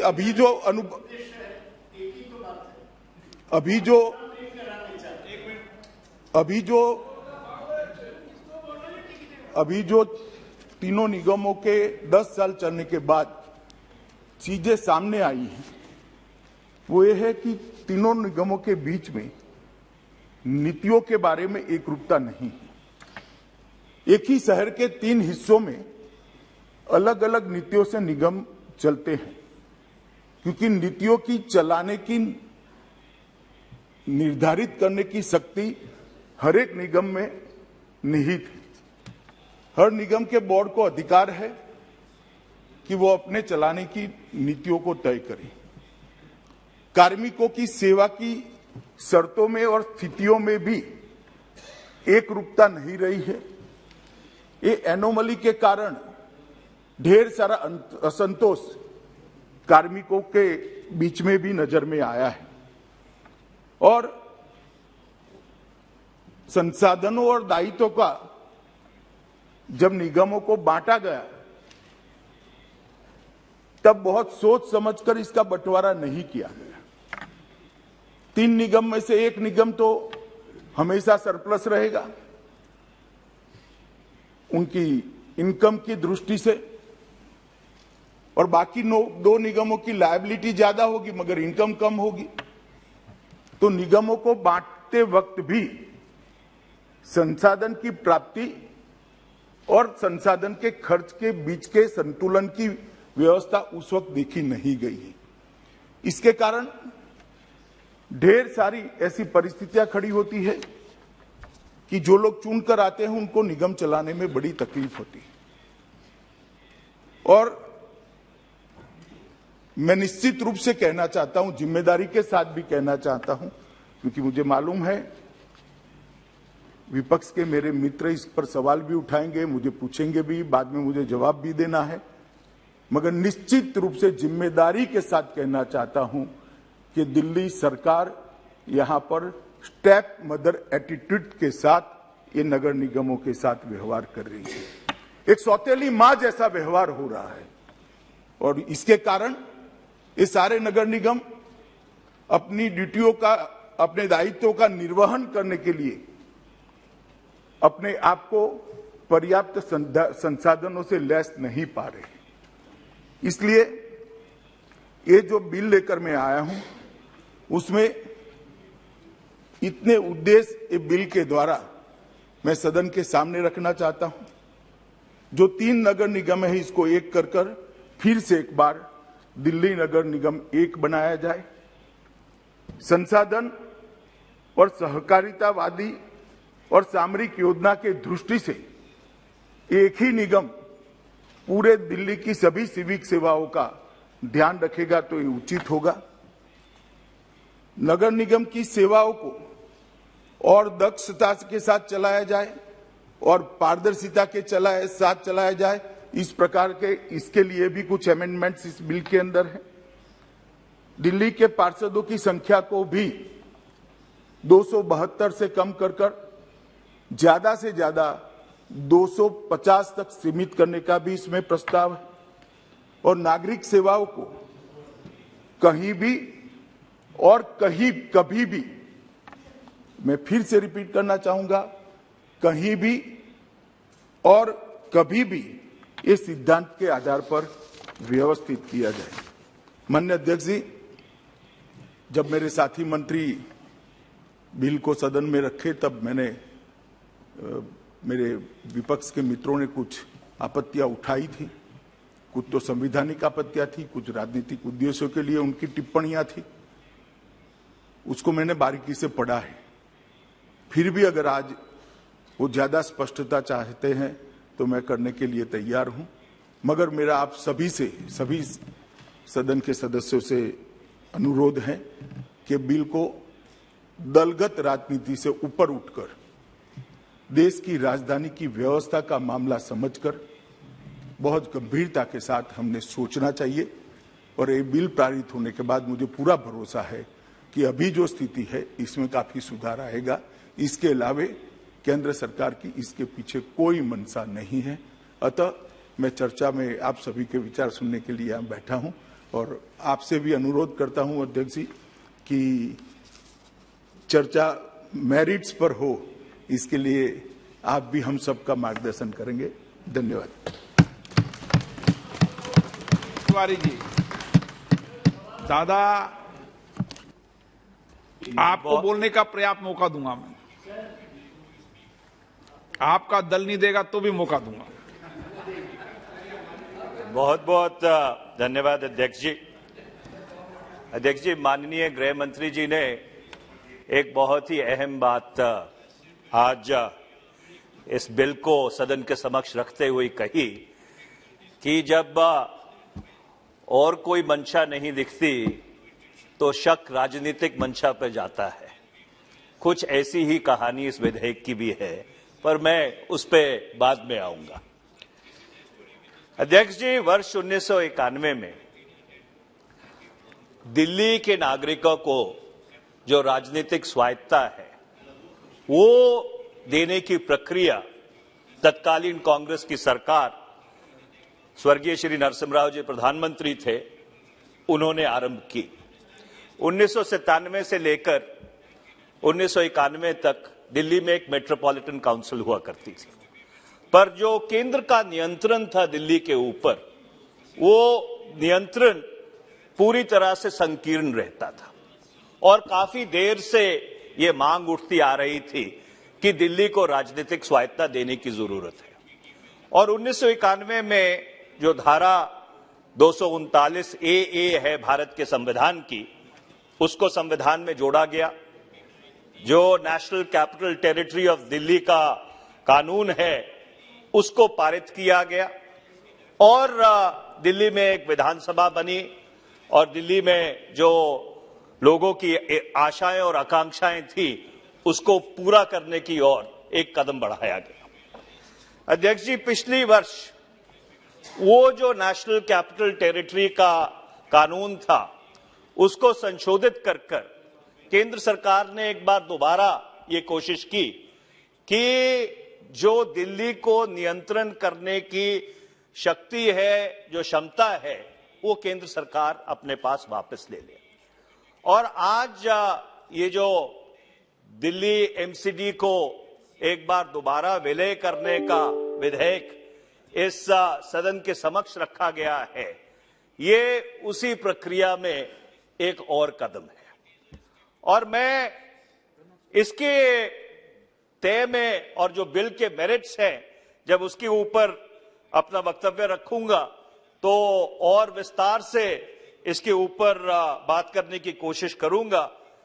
पर अध्यक्ष जी, जब इस बिल को पुनर्स्थापित किया जा रहा था उस समय हमने सरकार की लेजिस्लेटिव कॉम्पिटेंस के ऊपर कुछ सवाल उठाए थे और मैं उन सवालों को विस्तार पूर्वक आज इस सदन में रखना चाहता हूं। सरकार की तरफ से यह दलील है कि जो धारा 239 ए है भारत के संविधान का, कि उसका जो खंड सी है, उसका जो दूसरा प्रोवाइजो है, उस दूसरे प्रोवाइजो के तहत सरकार के पास ये लेजिस्लेटिव कॉम्पिटेंस है कि इस विधेयक को इस सदन में लेके आ सकती है। मैं इस सदन के समक्ष वो 239 ए का जो सेकंड प्रोवाइजो है उसको रखना चाहता हूं।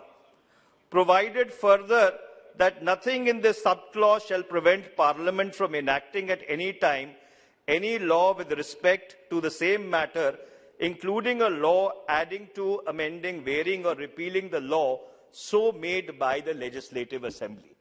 तो अगर इसके शब्दावली को संज्ञान में लिया जाए तो जो सरकार कह रही है वो बात सही है, पर अगर आप पूरी जो धारा 239 ए है उसको अगर आपके संज्ञान में ले तो उसकी मंशा ये नहीं है। इस प्रोवाइजो को इस धारा में डालने का सिर्फ एक ही मकसद था, और वो मकसद ये था कि अगर जो दिल्ली की विधानसभा है या दिल्ली की सरकार है कुछ ऐसा अटपटा कानून बना देती है जिससे कि जो राष्ट्रीय राजधानी है उसकी व्यवस्था में कोई बहुत ही गंभीर विघ्न पड़ता है, तो इस सदन को अख्तियार दिया गया था कि इस प्रोवाइजो का इस्तेमाल करके वो जो एक इमरजेंसी परिस्थिति है उस इमरजेंसी परिस्थिति को सुधारा जाए। इस प्रोवाइजो का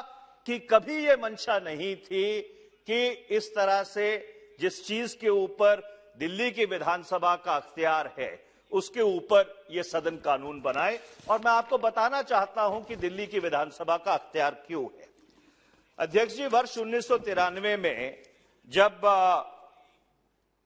भारत के संविधान में जो भाग 9 है और 9A जो पंचायतों से और नगर पालिकाओं से संबंधित रखता है उसको जोड़ा गया और पंचायतों और नगर पालिकाओं को संवैधानिक अधिकार दिया गया, उस समय यह बात सुनिश्चित की गई थी कि म्यूनिसिपैलिटीज को बनाने का जो अख्तियार है, जो अधिकार है, वो राज्य सरकारों के पास है।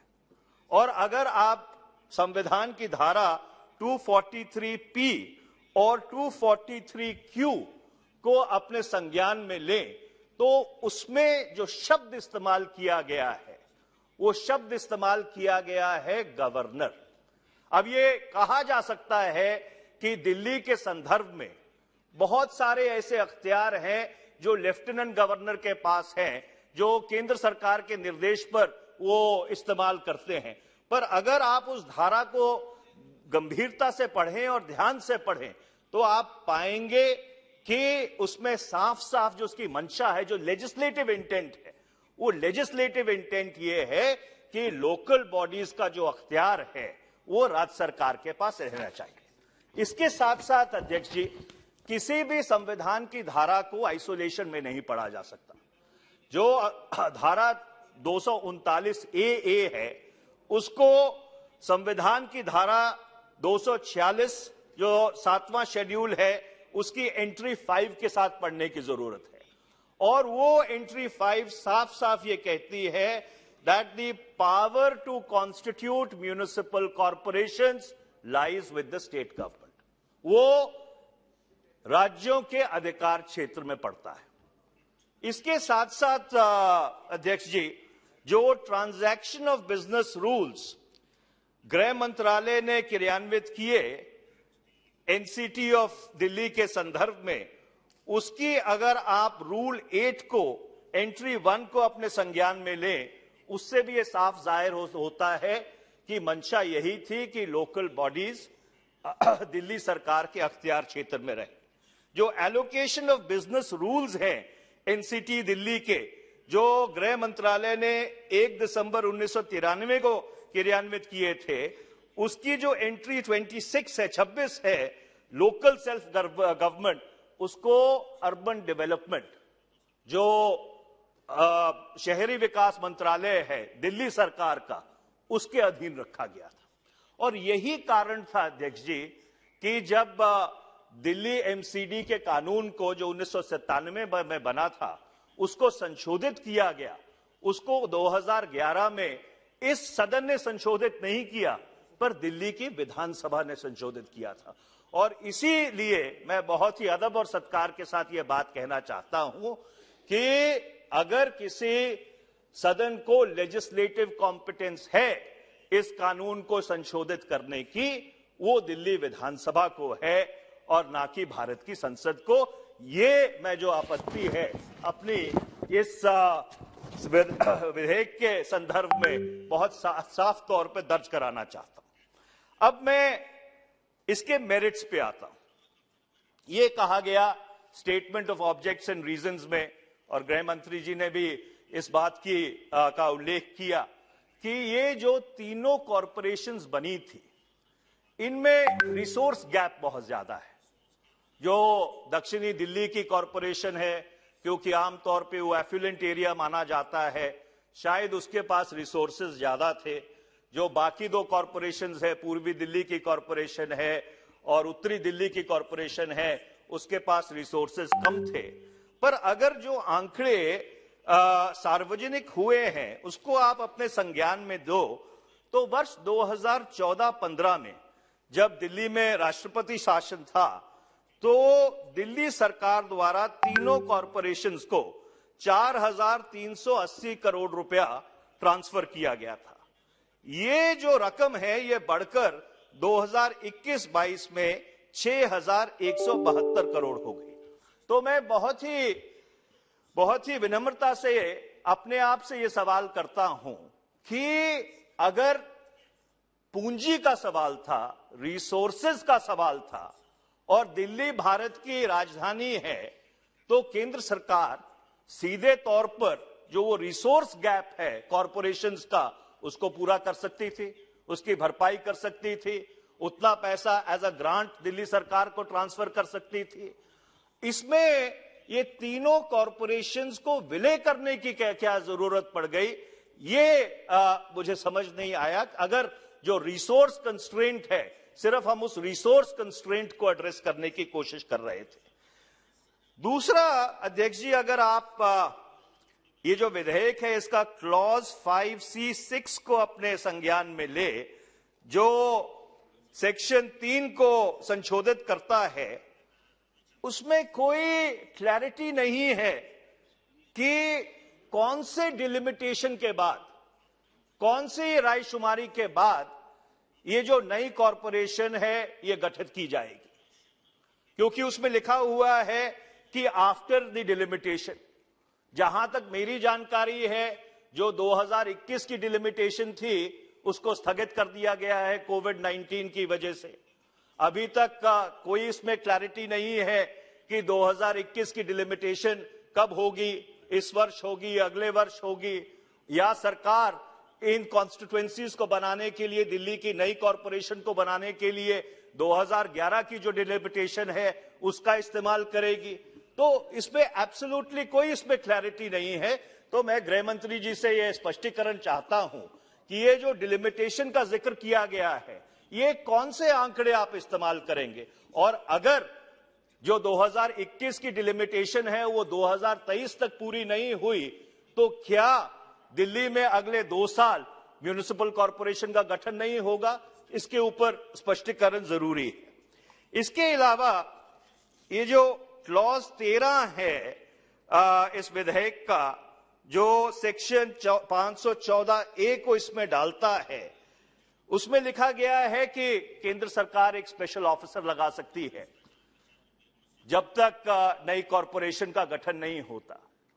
तो इससे ऐसा प्रभावित होता है कि जिस तरह से पिछले वर्ष एनसीटी दिल्ली के कानून को संशोधित करके सारे अख्तियार लेफ्टिनेंट गवर्नर को दिए गए हैं, उसी तरह से इस एमसीडी के कानून को संशोधित करके और जब तक डिलिमिटेशन नहीं होती 1 साल 2 साल, इस स्पेशल ऑफिसर के माध्यम से केंद्र सरकार दिल्ली की म्युनिसिपैलिटी को चलाना चाहती है।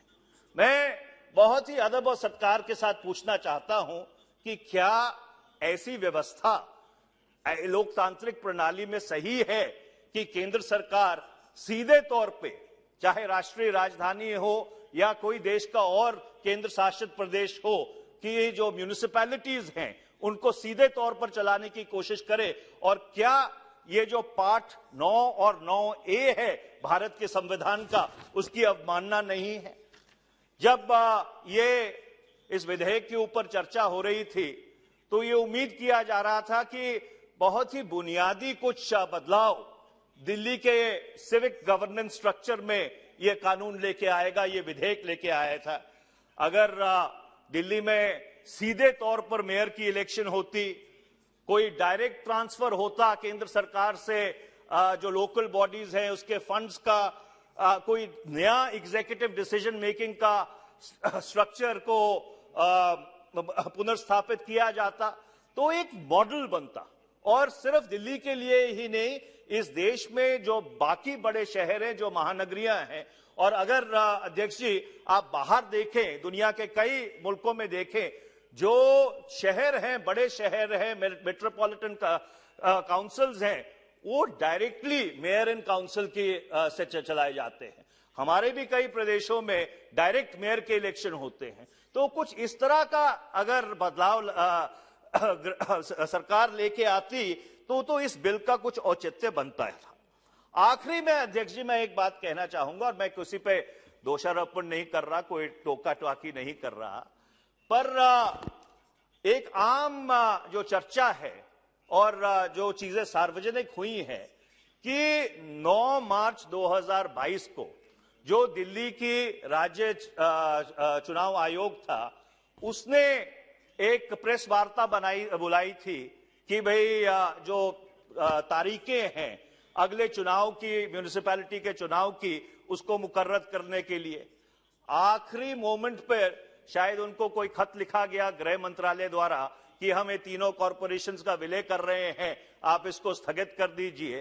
तो ये जो हमारी संस्थाएं हैं, जो चुनाव आयोग हैं, उनकी स्वायत्ता के ऊपर भी एक बहुत बड़ा प्रश्न खड़ा करता है, जिसके बहुत दूरगामी परिणाम भारत के लोकतंत्र पर, भारत की लोकतांत्रिक प्रणाली पे पड़ेंगे। तो इसलिए मैं बहुत ही अदब और सत्कार के साथ अपनी बात समाप्त करता हुआ अध्यक्ष ये कहना चाहता हूं, दोहराना चाहता हूं कि ये जो विधेयक है ये इस सदन की लेजिस्लेटिव कॉम्पिटेंस के बाहर है, और अगर किसी सदन को अख्तियार था इस विधेयक को संशोधित करने का या दिल्ली म्यूनिसिपल कॉर्पोरेशन एक्ट 1957 को संशोधित करने का, तो वो दिल्ली विधानसभा के पास है। बहुत बहुत धन्यवाद अध्यक्ष। रमेश विधुड़ जी। अध्यक्ष जी बहुत बहुत धन्यवाद। आपने मुझे दिल्ली कॉर्पोरेशन अमेंडमेंट बिल 2022 के समर्थन में मैं बोलूंगा उसके लिए मुझे आदेश दिया है।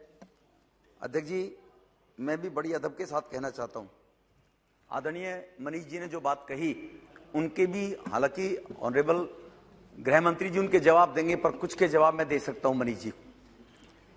भारत के संविधान में वर्ष 1992 में 74वें संशोधन के माध्यम से नगर निकायों की स्थापना हेतु प्रावधान किया गया था। उद्देश्य था डेमोक्रेसी को ग्रॉस रूट पर लेवल पर मजबूत किया जाए, लोकतंत्र को सशक्त गवर्नमेंट हो। परंतु ये किसी ने भी कल्पना नहीं की होगी कि एक खानदान, एक परिवार, एक पार्टी केवल अपने दल का सत्ता भोगने के लिए वो इस प्रकार के निकायों को कमजोर करे। माननीय गृह मंत्री जी ने कहा था कि मैंने फाइल नहीं पढ़ी, मेरे पास कोई ऐसे तथ्य नहीं है, मैं क्या कहूं। लेकिन मैं अध्यक्ष जी एमएलए था दिल्ली में सिटिंग, जब यह कुकर्म कांग्रेस के द्वारा किया गया था। कांग्रेस में एक परिवार की स्तुति करने वाले लोग हैं। तत्कालीन मुख्यमंत्री एक परिवार की स्तुति करती थी। कांग्रेस में डेमोक्रेसी के तहत और नीचे से गरीबों के बच्चे निकल कर नेता बनने शुरू हो गए। कॉर्पोरेशन एक थी, एक कॉर्पोरेशन में आधिपत्य उनका हो गया, तो 10 जनपद के एजेंट उनकी ताकत कम होने लगी। तो इसीलिए उनकी ताकत डेमोक्रेटिक सिस्टम से गरीब लोग निकलकर कॉर्पोरेशन में आ गए, मेयर बन गए। वो भी लोकतंत्र में काम करना चाहते हैं। उनके हक को मारने के लिए, ताकत को बांटने के लिए आनन फानन में यह भी नहीं देखा गया नॉर्थ में रिवेन्यू रिसोर्सेज कहां से होंगे, ईस्ट में रिवेन्यू रिसोर्सेज कहां से होंगे, यह नहीं देखा गया। दिल्ली बर्बाद होगी यह नहीं देखा गया। केवल कांग्रेस को, केवल कॉर्पोरेशन की ताकत कम हो, एक मेयर की ताकत कम हो, स्टैंडिंग कमेटी चेयरपर्सन की ताकत कम हो, और उसको 3 जगह बांट दो, 3 मेयर बनेंगे, इसलिए वो नेता एक कोने में पड़ा रहेगा। ये मनसा थी मनीष जी इसको अलग करने की। अध्यक्ष जी 2011-12 में जब एमसीडी का ट्राइफिकेशन किया गया तो कांग्रेस की सरकार राज्य में थी, कांग्रेस की सरकार केंद्र में थी। इसका उद्देश्य यह था, जो मनीष जी बार बार हवाला दे रहे, एडवोकेट हैं, लर्न्ड है, अच्छी बड़े सीनियर नेता भी हैं, लेकिन देश को सदन के माध्यम से गुमराह कर रहे हैं। जो पूर्ण राज्य हैं, उन पूर्ण राज्य के तहत जो अधिकार निगमों को दिए गए उनका हवाला दे रहे हैं। दिल्ली राष्ट्रीय राजधानी है जी। 1991 में जब राष्ट्रीय राजधानी का लॉ बनाया गया था तो कांग्रेस ने बनाया जी, कांग्रेस ने ही ये प्रोविजन रखा गया था। लेफ्टिनेंट गवर्नर के पास आज जो पावर है, जिसको आक्षेप है केंद्र सरकार पर लगा रहे कि केंद्र के माध्यम से ये पावर अपना फ्रीज करना चाहते हैं, ये राज्य 1991 में कांग्रेस के ही उस कानून में दिए गए थे लेफ्टिनेंट गवर्नर को।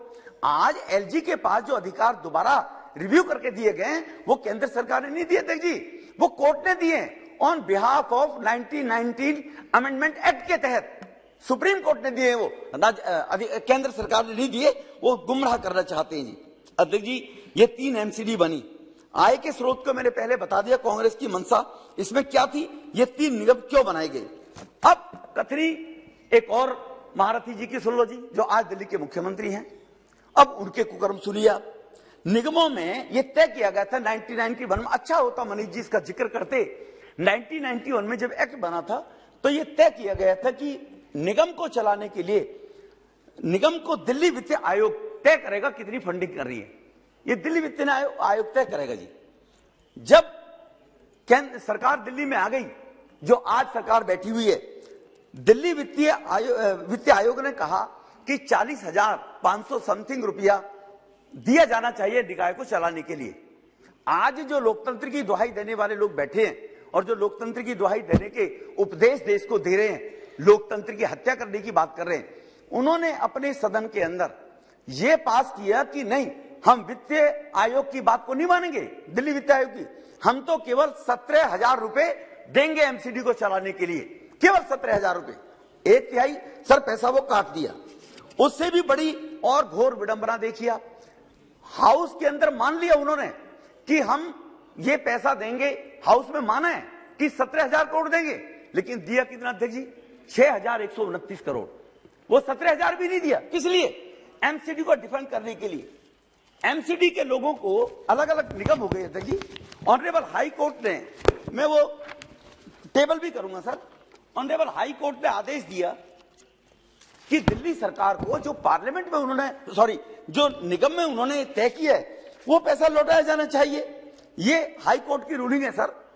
We accordingly allow this application and direct the GNCT to release in the current financial year the remaining amount due towards BTA to the 3 corporation on the basis of their own revised estimate presented in the budget for the year 2021-22। High court के देने के बाद भी इस मुख्यमंत्री ने केवल दिल्ली की जनता, 2.5 करोड़ लोगों को बर्बाद करने के लिए, अरे केजरीवाल साहब, आपका झगड़ा बीजेपी से हो सकता है, आप एक एनजीओ चलाकर ब्लैकमेलिंग करके पैसा इकट्ठे करने वाले लोग थे दिल्ली के अंदर। इन दिल्ली के लोगों ने आपको मुख्यमंत्री मालिक बनाया जी। आप दिल्ली के लोगों से बदला इसका निकाल रहे हैं कि जो झगड़ा बीजेपी से है ना, बीजेपी से झगड़ा करिए आप। दिल्ली के 2.5 करोड़ को लोगों के हक को आप क्यों मारना चाहते हैं? इसलिए अध्यक्ष जी, हाई कोर्ट के कहने के बाद भी वो पैसा नहीं दिया गया। ना देने के बाद अध्यक्ष जी इसमें अन्याय, और इसके बाद क्या होता है केजरीवाल साहब के माध्यम से सर, उसके बाद दिल्ली के अंदर एसडीएमसी के फंड की जो स्थिति बनाता हूं, केवल एसडीएम की, जिसको जहां से मैं सांसद हुई, एक्चुअल जो रिवाइज विजय इनका बजट एस्टिमेट था 1,005 करोड़ रुपए का था जी। उसके बाद वो पैसा दिया 741 करोड़। 2021-22 का था 1,052 करोड़, वो दिया 674 करोड़ केवल। 600 करोड़ रुपए उसमें से भी निकाल लिए। उस 6,000 के बाद भी उस पैसे को रोक लिया, क्योंकि केजरीवाल साहब 7 वर्षों में अपने किसी वादे को पूरा नहीं कर पाए। 70 नहीं सर, बहुत कुछ है सर, नाम नहीं लूंगा सर आगे, सॉरी आगे नाम नहीं लूंगा। 7 वर्षों में अपने किसी भी वादे को, यू आर ऑल्सो आतंकवादी,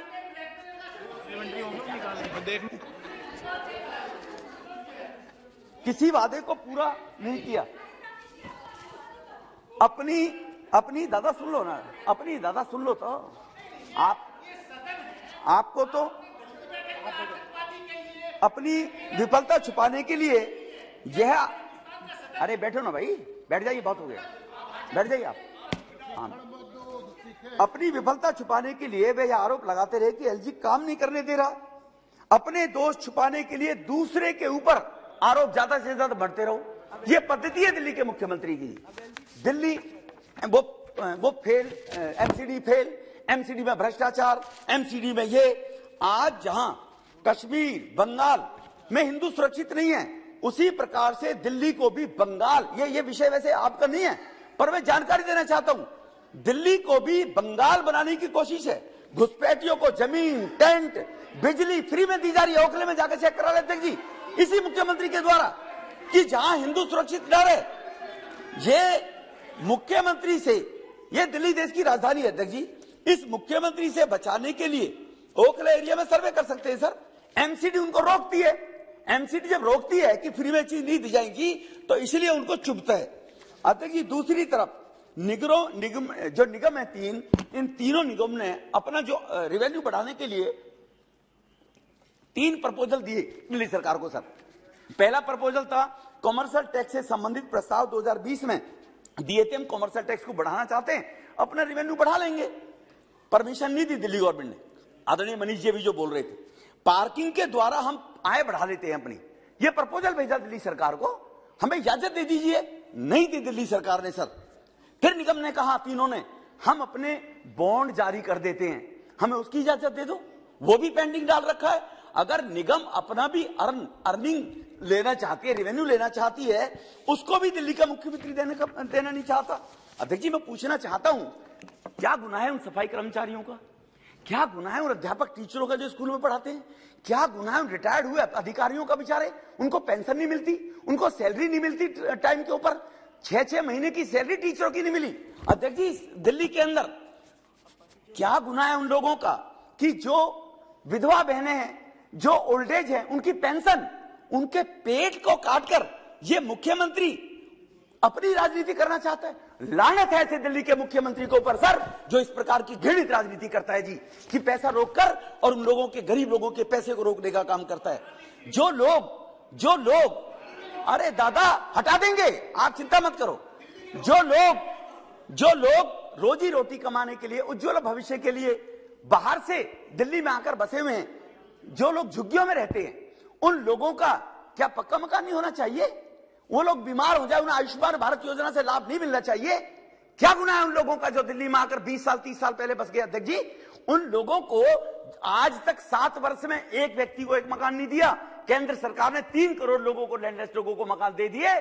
दिल्ली में भी अगर इस प्रकार की सरकार चलाने वाला व्यक्ति ठीक होता तो क्या उन गरीब लोगों को उनका हिस्सा नहीं मिलता? क्या वो जो झुग्गी में नौजवान रहते हैं उनका सपना नहीं हो पायलट बने, उनका सपना नहीं होता इंजीनियर बने?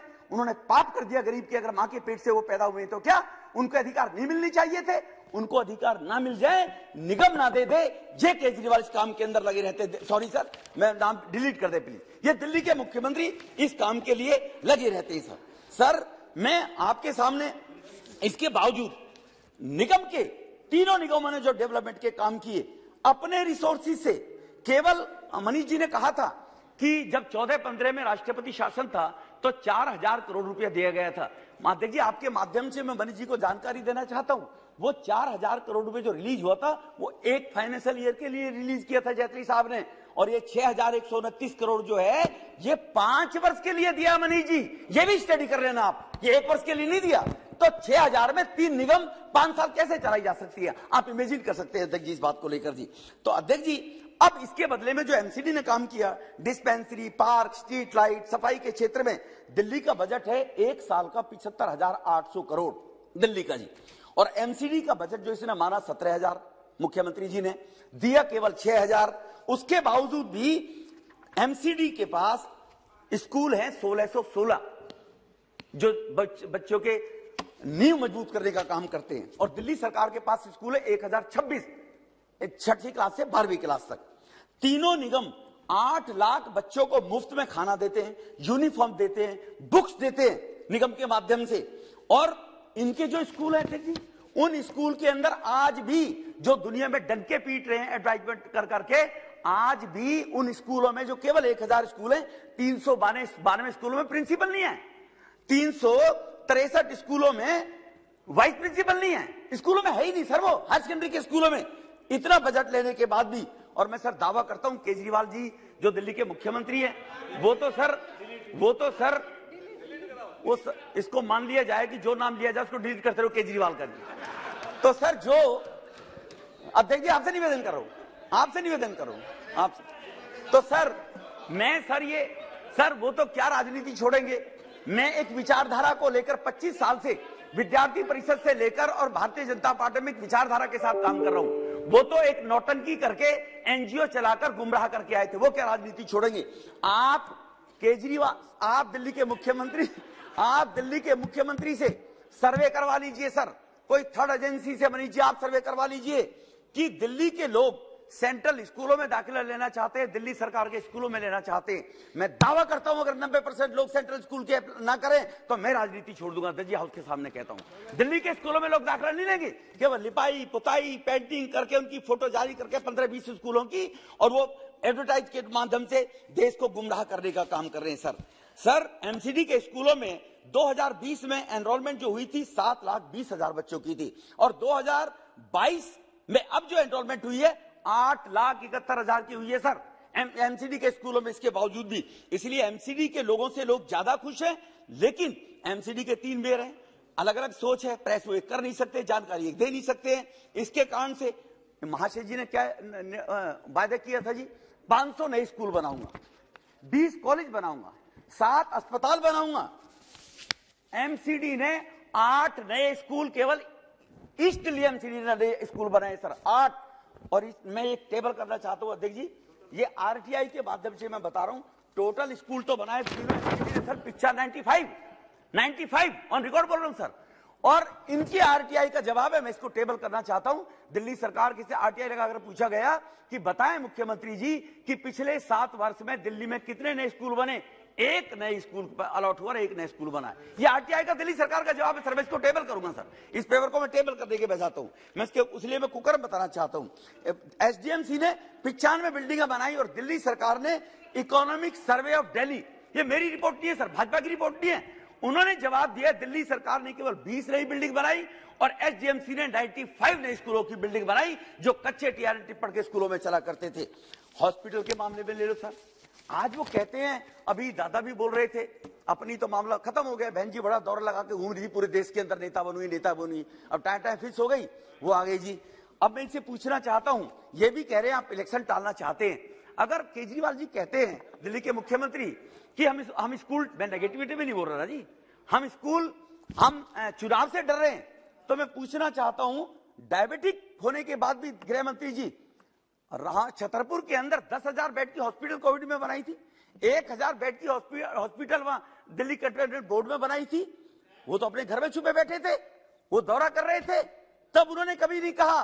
गृह मंत्री जी के माने प्रधानमंत्री जी के इस विचारधारा के मन में दिल्ली का दर्द है, इसलिए इसको एक करना चाहते हैं, इसलिए करना चाहते हैं। और मैं आपको बता देना चाहता हूं, दिल्ली के अंदर दिल्ली सरकार के माध्यम से 497 मोहल्ला क्लिनिक बने जी अभी तक, और दिल्ली एमसीडी की डिस्पेंसरी 311 पक्की काम कर रही है सर। 497 7 साल में 311, ये कंपैरिजन बता रहा हूं जी। दिल्ली सरकार के कोविड के दर जो बताते थे मैं 30,000 बेड बनाऊंगा, दिल्ली सरकार के टोटल बेड 12,400 हैं दिल्ली के अंदर, और एमसीडी और सेंट्रल गवर्नमेंट दोनों के बेड अगर हम दिल्ली के अंदर करेंगे तो 15,744 बेड दिल्ली के अंदर है सर। और दिल्ली की हेल्थ फैसिलिटीज कौन देख रहा है, वाहवाही कौन लूटता है, वो मुख्यमंत्री अपना चेहरा लगाकर, और ये कहता मैंने दिल्ली में हेल्थ व्यवस्था ठीक कर रखी है। 3,000 बेड सेंट्रल और एमसीडी की दोनों अस्पतालों के उससे ज्यादा है।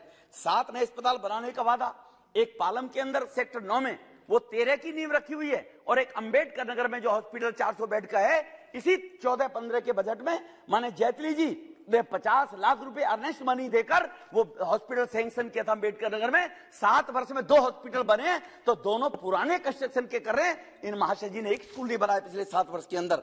इसलिए इसलिए मैं एमसीडी की अन्य सुविधा बता देता हूं। 15,067 पार्क, जिनमें 2019 पार्कों में ओपन जिम और 3725 पार्कों में झूले बच्चों के लिए लगा रहे, एमसीडी के माध्यम से लगाए गए, ये दिल्ली सरकार के माध्यम से नहीं है। 5,82,000 एलईडी लाइट दिल्ली को रोशन कर रहे हैं, जो एलईडी की व्यवस्था की गई है। 402 कम्युनिटी सेंटर बताएं दिल्ली सरकार, पूछना चाहता हूं, राज्यसभा में उनके लोग हैं, वो बोलेंगे, बताएं कितने कम्युनिटी सेंटर 7 साल में बनाए। और एमसीडी के माध्यम से 402 सामुदायिक भवन, जिनमें गरीबों के बच्चों की शादी, जन्मदिन, कुआं पूजन, वो अपने काम कर सकते हैं, उनका 1.5-2 लाख रुपए में ना लूटना पड़े। ऑटो टिप्पर 2339 ऑटो टिप्पर हैं, म्यूनिसिपल सॉलिड वेस्ट के जो मैनेजमेंट घर घर जाकर दिल्ली में कूड़ा उठाने का काम करते हैं, ये एमसीडी ने काम किया है। 14 फ्लाईओवर के नीचे 150 जगहों में जो वर्टिकल पार्क आपको नजर आएंगे, वो रोड पीडब्ल्यूडी की है, लेकिन दिल्ली सड़ रही है, लोग गाली देंगे, इसीलिए एमसीडी ने उन पार्कों का सौंदर्यीकरण किया हो, जो वर्टिकल गार्डन बने हुए, वो एमसीडी के द्वारा डेवलप किए हुए हैं सारे के सारे। एमसीडी के द्वारा 600 शौचालय का काम जो चालू है दिल्ली के अंदर एमसीडी के द्वारा चलाए जा रहे हैं। जहां तक उन्होंने कहा था, मैं सभी एलडीसी, चपरासी, चौकीदार, टीचर सबको परमानेंट करूंगा। 2014-15 में कहा था उन्होंने, सबको परमानेंट करूंगा। बताइए कितने आंगनवाड़ी की बहनें मामूली सा वेतन लेकर बेचारी काम करती है, धरने पर बैठ गई अध्यक्ष जी इनके घर के सामने। उस पे 1,000 आंगनवाड़ी की बहनों को निकाल दिया नौकरी से इसी दिल्ली के मुख्यमंत्री ने, और एमसीडी ने 12,599 कर्मचारियों को जो टेम्परेरी थे उनको परमानेंट किया है पिछले 5 साल के अंदर, स्टैंड ओवर के अंदर। और इन्होंने एक कर्मचारी को परमानेंट दी है कि सरकार ने, जो बैठने वाले लोग कहते हैं कि हम चुनाव से डरने के लिए भाग रहे हैं, ये भोली सी सूरत बनाकर खूब करता है वो लोगों के जख्मों का इलाज। वो भोली सी सूरत बनाकर खूब करता है लोगों के जख्मों का इलाज, कुरेद कर देख लेता है और फिर कहता है अभी समय लगेगा। फिर ये बोलता समय लगेगा। 2013-14 में कहा था नल से जल दूंगा दिल्ली के लोगों को। 2017 में निगम का चुनाव आ गया और समय दे दो। 2019 में नल से जल दे दूंगा दिल्ली के लोगों को। 2019 में नहीं दिए, फिर कहने लगा 2020 में दे दूंगा। इस प्रकार के वो नौटंकी और नारेबाजी करते रहे, क्योंकि 20 नए कॉलेज बनाने थे, 2 लाख पब्लिक टॉयलेट बनाने थे, 500 नए स्कूल बनाने थे, टैंकर खत्म कर दूंगा माफियाओं को, वो डबल हो गए 1200। आज दिल्ली के अंदर टैंकरों से पानी जाता है। बिजली का बिल आधा कर दूंगा, ऑडिट कराऊंगा। जल बोर्ड का आज तक ऑडिट नहीं कराया क्योंकि जल बोर्ड 60,000 करोड़ के घाटे में चला गया है। बिजली के ऑडिट कराने वाला हमको कहता था हम अंबानी के आदमी है, हमको और कांग्रेस मिलकर अंबानी के साथ काम कर रही है, बिजली कंपनियों को भगा दूंगा। आज उसी कंपनी, बिजली कंपनी के साथ में वो काम कर रहे हैं और वहां पर काम करते हुए आज उनको एक दिन नजर नहीं आ रहा कि वो अंबानी जी अब पैसे ले रहे हैं, अब वो उनका रिश्तेदार बन गए जी। हर गांव को दिया जाएगा एक विशेष फंड, गांव के माध्यम से निवासियों के फैसले के अनुसार विकास करूंगा, ये कहा था उन्होंने अपने मैनिफेस्टो 36 नंबर पे।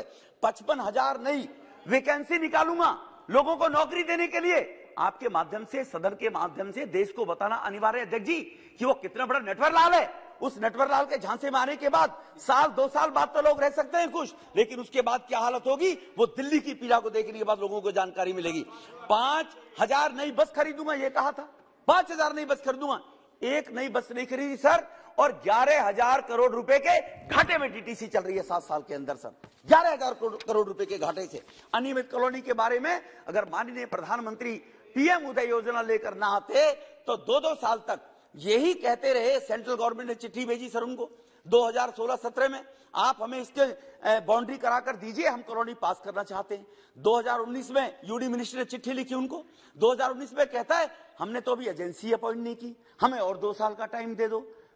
यूडी मिनिस्टर ने कहा आपको 14 से, हमने 15 से 17 तक का टाइम दिया, 17 फिर टाइम मांग रहे हो।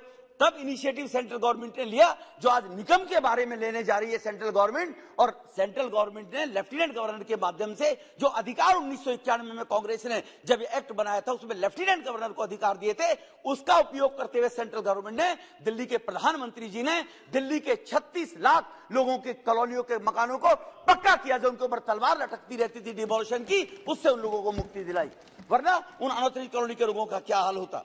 इसलिए अध्यक्ष जी मैं आपके ज्यादा ना बोलते हुए आपसे केवल एक ही बात कहकर मुझे याद आ रही है, ये बातें देखकर कि जो सपने दिखाते हैं कि आंखें भी, अध्यक्ष जी आपके माध्यम से मैं बता देना चाहता हूं कि केवल सूरज निकलने से अंधेरा नहीं चला जाता, केवल सूरज निकलने से अंधेरा नहीं चला जाता, अंधेरा भेजने के लिए तो आंखें भी खोलनी पड़ती है सुबह उठने के बाद, वरना आंखें के सामने अंधेरा नजर आता है।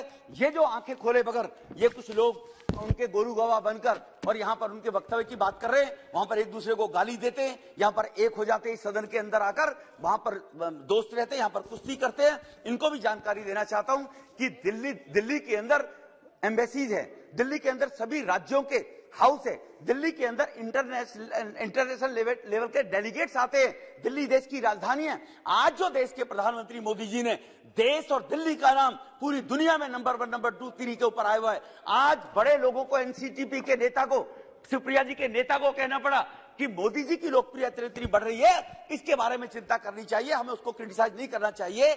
आज दिल्ली अगर कूड़े का ढेर रहेगी, आज दिल्ली अगर गंदी रहेगी, आज दिल्ली के अंदर बीमारियां फैलेंगी, आज दिल्ली में पॉल्यूशन फैलेगा, तो उन चूहे साहब को, गिरगिट साहब को कोई नहीं पूछेगा जी। मोदी जी की बदनामी होगी कि देश के प्रधानमंत्री की राजधानी में पॉल्यूशन के कारण इतने लोग मारे जाते हैं। इसलिए दिल्ली का इसका एकीकरण करने के बाद एमसीडी का उसका फंड जो होगा, जो साउथ एमसीडी से मिलकर आता है, और मेयर भी अगर एक होगा तो बिल का निर्णय लेगा, और निर्णय लेने के बाद वो अपने अधिकार जो दिल्ली के लोगों के, उनको मजबूती के साथ रख सकता है लोकतांत्रिक दृष्टि में। और अगर वो मजबूती के साथ रखेगा तो उसके निर्णय को लोग मानेंगे भी, एप्रिशिएट करेंगे। केवल दिल्ली के मुख्यमंत्री के झांसे में लोग नहीं आएंगे, और दिल्ली के जो 2.5 करोड़ लोग हैं उनकी इच्छा के अनुसार दिल्ली के अंदर डेवलपमेंट के काम होंगे। इसीलिए ये चुनाव से, बीजेपी चुनाव से भागने वाली है। अरे धारा 370 हटाने पर नहीं किसी से डरे, भगवान श्री राम का मंदिर बनाने से किसी से नहीं डरे। ये क्या करेगा, इससे डर चुनाव में भागेंगे। और उत्तरांचल, उत्तर प्रदेश, गोवा, मिजोरम, वहां पर भी तो चुनाव लड़ाया था उन्होंने। हर जगह जमानत जब्त हो गई। मीडिया के बंधुओं से भी कहता हूं, मीडिया के बंधुओं से कहता हूं, तुम एक पंजाब तो नजर आता है, वहां हम नहीं थे, वहां 70 साल से देश को लूटने वाले लोग बैठे हुए थे, उनको डिफीट मिली है। हम 4 राज्यों में थे, चारों राज्यों में इसकी जमानत जब्त हुई है जी। ये मीडिया के बंधुओं को सोचना चाहिए, ये नहीं दिखाना चाहिए कि पंजाब के अंदर उन्होंने जीता है तो हमें हरा कर नहीं जीता। हम तो पंजाब में थे नहीं अध्यक्ष जी। इसलिए मैं इतना निवेदन करते हुए, माने गृह मंत्री जी इस बिल को लेकर आए हैं, इस बिल का मैं समर्थन करने के लिए खड़ा हुआ हूं। और ये दिल्ली के 2.5 करोड़ लोगों के विकास के लिए ये बिल लाया जा रहा है, और यही कहकर मैं अपनी वाणी को विराम दूंगा। बहुत बहुत धन्यवाद। Shri V Kalanidhi. Thank you very much, sir, for giving me an opportunity to participate in this Delhi Municipal Corporation Amendment Bill 2022. Sir, it is very sad to see the Treasury benches always complaining about the Congress party for whatever problems are being faced in the country now. I think it is almost more than 7 years since this new government has been in place. And I feel that probably this is a time where you have to look forward, saying how best we can take the country forward, rather than to look back and say that Congress has been the root cause for all evil in this country. So we have to understand that Congress has done some amount of development for the last, since freedom, till you came to power. And in between there was Vajpayee government also, which was there. And subsequently now you are here with a huge majority, sir. I wish to congratulate you on that. But having said that, we have to see how we can go forward instead of complaining about how the Congress government has ruined it. In fact, one of my friends, I have a few friends in BJP also, while we were sitting and talking casually, he said during the COVID, we were talking about the COVID and the management of the COVID by this government. And surprisingly, he said the cause for COVID in India is because of the Congress. So for a second, I was taken aback, surprised, shocked. I was wondering, what is he talking about? So I asked him, what are you saying? Where did the coronavirus come from? He said, it came from China. I said, how did it come in? It came through the flights. So who is controlling the government operating these flights? It's the BJP. Then how do you say it's the Congress government which is the root cause for all this? Who built the airports? So he says the Congress government built the airports, and that's why the coronavirus has come into India. So this is the way, if we are going to be talking, I turned 50 in 2019-20, sir. And I think probably even Rahul ji also would have turned, and our Honorable Prime Minister also would have turned 70. There are times when I get a doubt, probably we would not have turned 50 or 70 had it not been for the BJP. Maybe I would have been hanging on at 49 till the Congress, as long as the BJP government hadn't come. So this is the kind of conversations are we trying to have. And this bill, the way it has been brought, and the content of this bill, this shows the government's total apathy towards, any kind of norms which have to be followed, sir. Every other bill, there may be an argument, there is probably a reason and a good intention behind the bringing of this bill. But in this particular bill, the way it was brought, on March 9th or so, there was an announcement from the Delhi Election Commission stating that he is calling for a press conference. On the same day, he gets a letter saying that this election should be postponed because we are planning to bring in a bill this way. So what is the urgency to bring in a bill in this form? When the election is supposed to be happening in April 2022, what is the urgency or the necessity to do it in such a fashion where 1 month before, this is a kind of a semi-emergency, sir. You are bringing in a rule where you are saying that the elections are not going to happen, and if the elections do not happen, the reason why it is not going to happen is because BJP has been ruling this corporation for more than 15 years. And probably the election results may not be in the favor of the BJP, and that is the reason, there is a suspicion that that is the reason why this bill is being brought. Because if this bill is brought, and delimitation has to be done. Because in this bill, the main things that you are talking about is, you are reducing the number of seats from 272 to 250.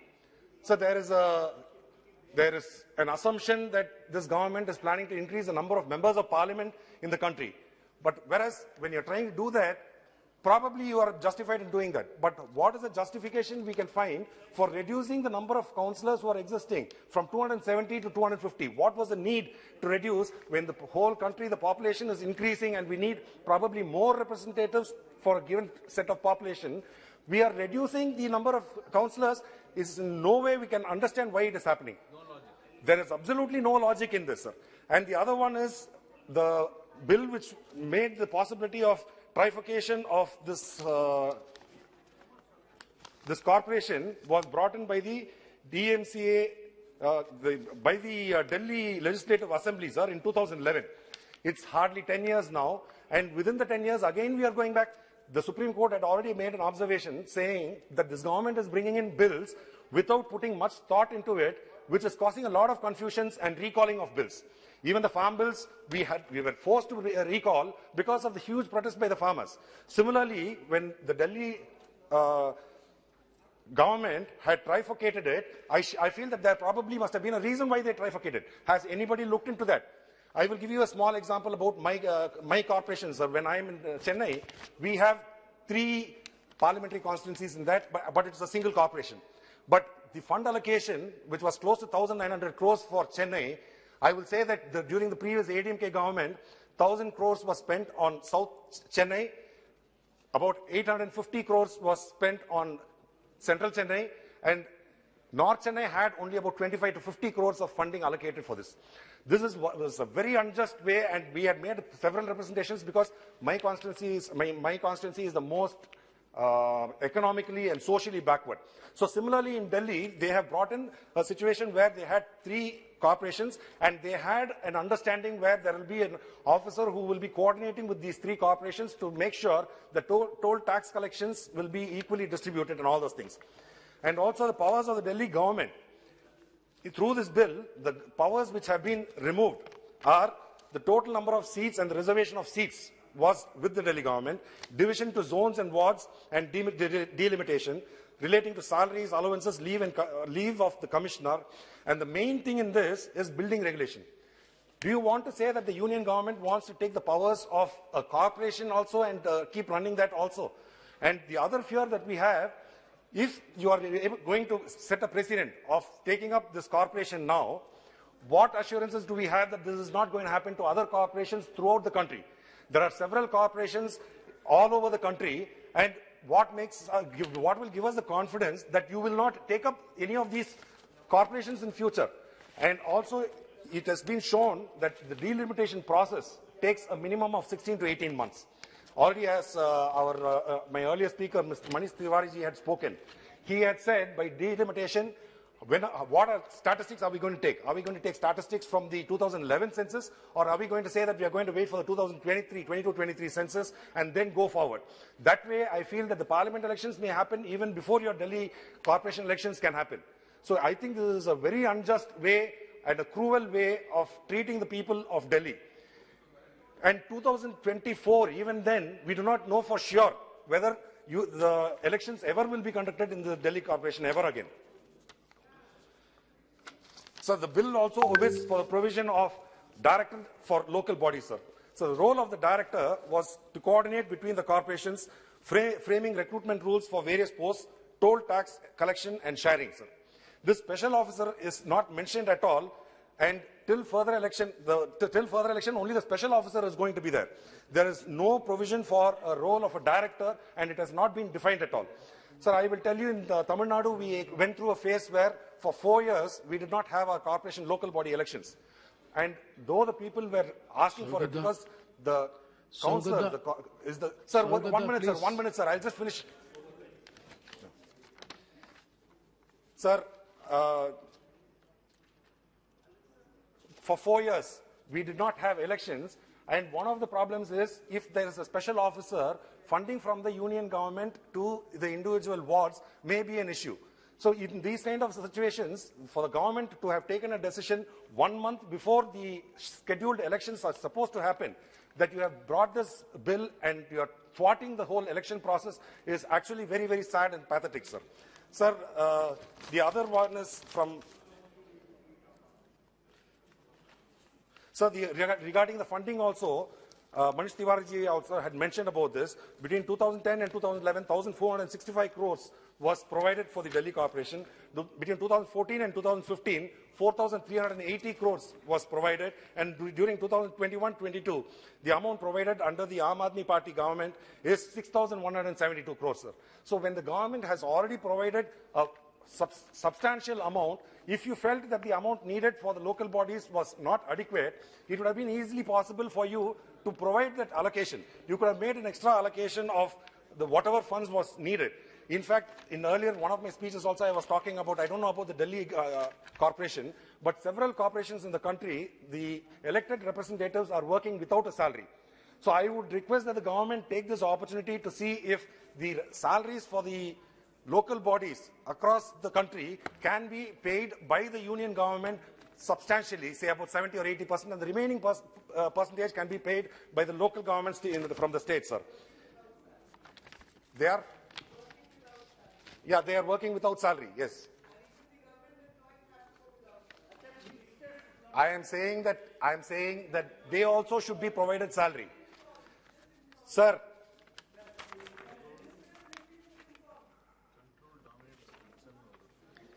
Yes, sir, the other question is about the garbage, sir. If you look at all the municipal corporations, sir, 1 minute, sir, 1 minute. Sir, the intervention of the minister during the debate is good for the House. Sir, normally ministers are not intervening. That is a problem. Sir, intervention of the ministers during the debate so as to give more clarification is good. Thank you, sir. Sir, the other one is every municipal corporation, I mean like every state have their municipal corporations and they have their own host, which is one of the biggest problems which they face is their garbage dump yard, sir. In fact, if you look in Delhi and even in Chennai, there will be acres of garbage piled up to about 13 or 14 floors high. So I feel that the government of India can create a separate fund for modernization of these garbages, because when I approached the union government to help on this, using a process called as biomining, 600 crores is the budget required. As an individual parliamentary constituency, the government cannot, or as an MLA constituency or as a ward, we will not be able to fund it unless the union government steps in over here, sir. So the BJP government, which has been ruling the Delhi Corporation for more than 15 years, the achievement what they have done is leaving 3 garbage mountains at the entrance of Delhi, dilapidated government hospitals which are not being adequately cared for, selling government property at throwaway prices, sir. So I totally oppose this bill, and I hope that the government will withdraw this bill and ensure that fair elections are held next month to ensure that democracy is saved, sir. Thank you very much. Thank you, Sri Kalanidhi. Next, Srimati Maho Maitra ji. Honorable Chairperson, sir, I'm very disappointed. The Honorable Home Minister was here only a minute ago. I hope him seeing my name on the list of speakers had nothing to do with him going inside.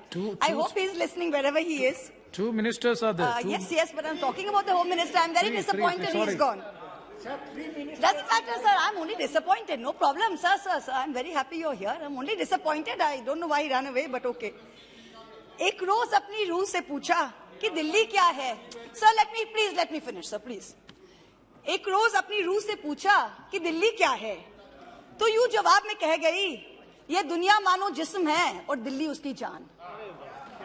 Honorable Chairperson, I rise today to oppose the Delhi Municipal Corporation Amendment Bill 2002 as introduced on March 25th in this House, seeking the unification of the 3 municipal corporations of South Delhi, East Delhi and North Delhi, which had previously been trifurcated by the Delhi Municipal Corporation Amendment Act of 2011, which was passed in the State Assembly. The ostensible motive of the Union Government, as stated in paragraph 5 of the Statement of Objects and Reasons, is to bring about greater transparency, improve governance, and more efficiency in delivery of civic services. However, the timing of introduction of this bill in the backdrop of the delay by the union government in conducting the municipal elections in Delhi tells a rather contradictory tale. The state government of Delhi had moved the Supreme Court only 1 week prior to this bill's introduction in this House, seeking expeditious municipal polls in Delhi and alleging brazen influence and flagrant meddling by the central government in election matters. Rajaji, please, Supriya ji, please. Immediately on the heels of the enactment of the Government of NCT of Delhi, GNC-TD Act 1992, the Delhi Municipal Corporation Act 1957 was amended with effect from October 1st, 1993. The salient feature of the 1993 amendment was that it vested control of the corporation in the elected government of Delhi, that is the state government of Delhi. The insidious nature of this Delhi Municipal Corporation Amendment Bill 2022 is that under the garb of unifying the three corporations, the central government is seeking to usurp the power of superintendents hitherto vested in the government of the NCT of Delhi and assuming this power in itself. The central government has arrogated unto itself the task of taking decisions on behalf of the citizens of Delhi in blatant disregard of both the scheme of the constitution and its statutory framework. But remember this is Delhi, the heart and soul of India. Janab-e-Kaif, ye Delhi hai, Mir aur Ghalib ki. Yahan kisi ki tarafdariyan nahi chalegi. What is wrong with the Amendment Bill 2022? This is once again a consistent pattern of blatant disregard of cooperative federalism by the union government. The seemingly innocuous substitution of the word government, which currently means the government of NCT of Delhi, with the word central government, strikes a blow to federalism and accountability. Under Section 221A of the Delhi Municipal Act 1957, the government means the government of the NCT. But now this Amendment Bill 2022, Section 2C, in Sections 1, 3A, 5, 6, 32A, 55, 56, 57, 193, 330A, and 499 for the word government, wherever it occurs, the word central government shall be substituted. Section 3 of the old Act said corporation to be notified by the government, maximum of 272 seats, and number of reserved seats to be determined by the government of the NCT. Section 5 of the new bill amends Section 3 of the old Act and says the corporation is to be notified by the central government, not the government of the NCT, a maximum of 250 seats, that is a reduction of 22 seats, and the number of reserved seats is to be determined by the central government. But there is no clarity, as Mr. Manish Tiwari before me said, there is no clarity on when this delimitation will be done. Section 479 of the old Act says any notification under Section 3A to be laid before the Legislative Assembly of Delhi, which is altering the number, name, area of any zone or ward. The new bill of 2022 requires that such notifications are now to be laid before Parliament. The powers of the state government now taken over by the centre include division of the area into zones and wards, delimitation of wards, power to alter or amend delimitation orders, declaration of assets by councillors, salaries and allowances of ward commissioners, power of the corporation to consolidate loans, and lots of other powers. Under the scheme of the Constitution of India, the power for unification, trifurcation of the municipalities of Delhi vests with the Legislative Assembly of the state and not with the union government. Article 243P, Article 243R and Article 246S of the Constitution of India, read with Rules 8 and 9 and Entry 1 of the Schedule to the Transaction of Business of the Government of the National Capital Territory of Delhi Rules, 1993, very clearly assign the power to constitute municipal corporations to the state. Yes, you can say that Article 239AA of the Constitution allows the union government to legislate on this, but it must pass the test of constitutional morality. The Constituent Assembly Debates 1948, Volume 738, lays out that constitutional morality means to bow down to the norms of the Constitution and not to act in a manner which would become violative of the rule of law.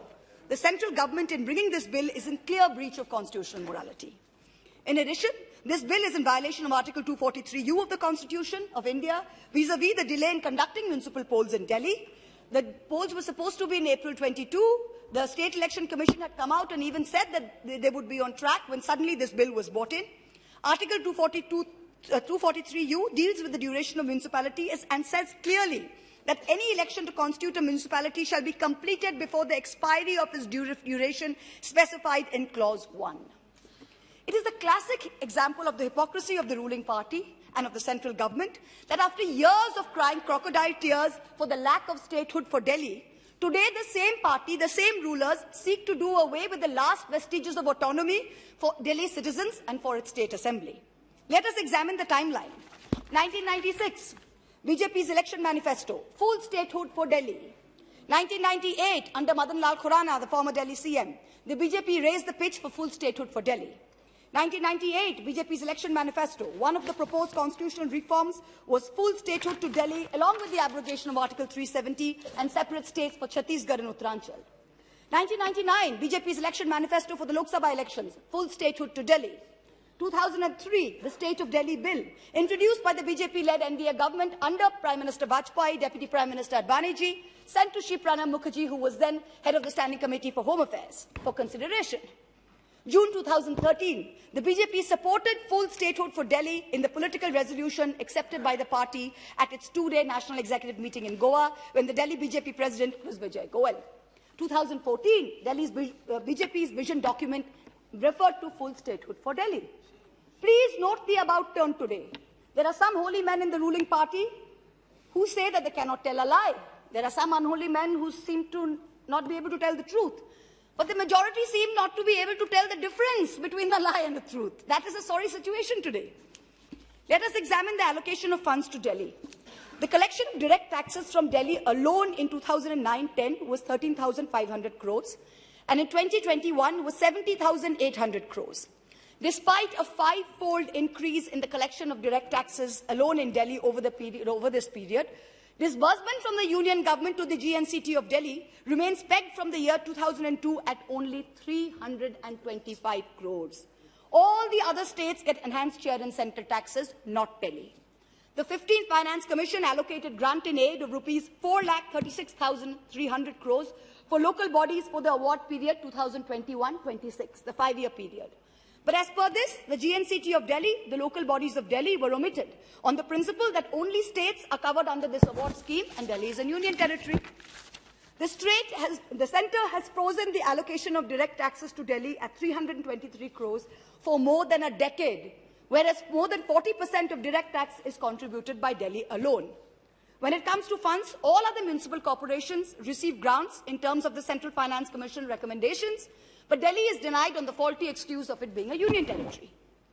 This bill replaces the government of NCT of Delhi with the central government. It does away with the position of the director of local bodies to assist the government, and instead allows the central government to appoint a special officer to exercise powers and discharge functions of the corporation until the day which the first meeting is held. This bill has no place in Parliament.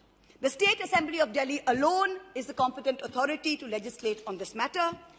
After Part 9A was inserted into the Constitution of India with effect from June 1st, 1993, the power to constitute municipalities lies with the state governments in terms of Articles 243P and 243R of the Constitution of India.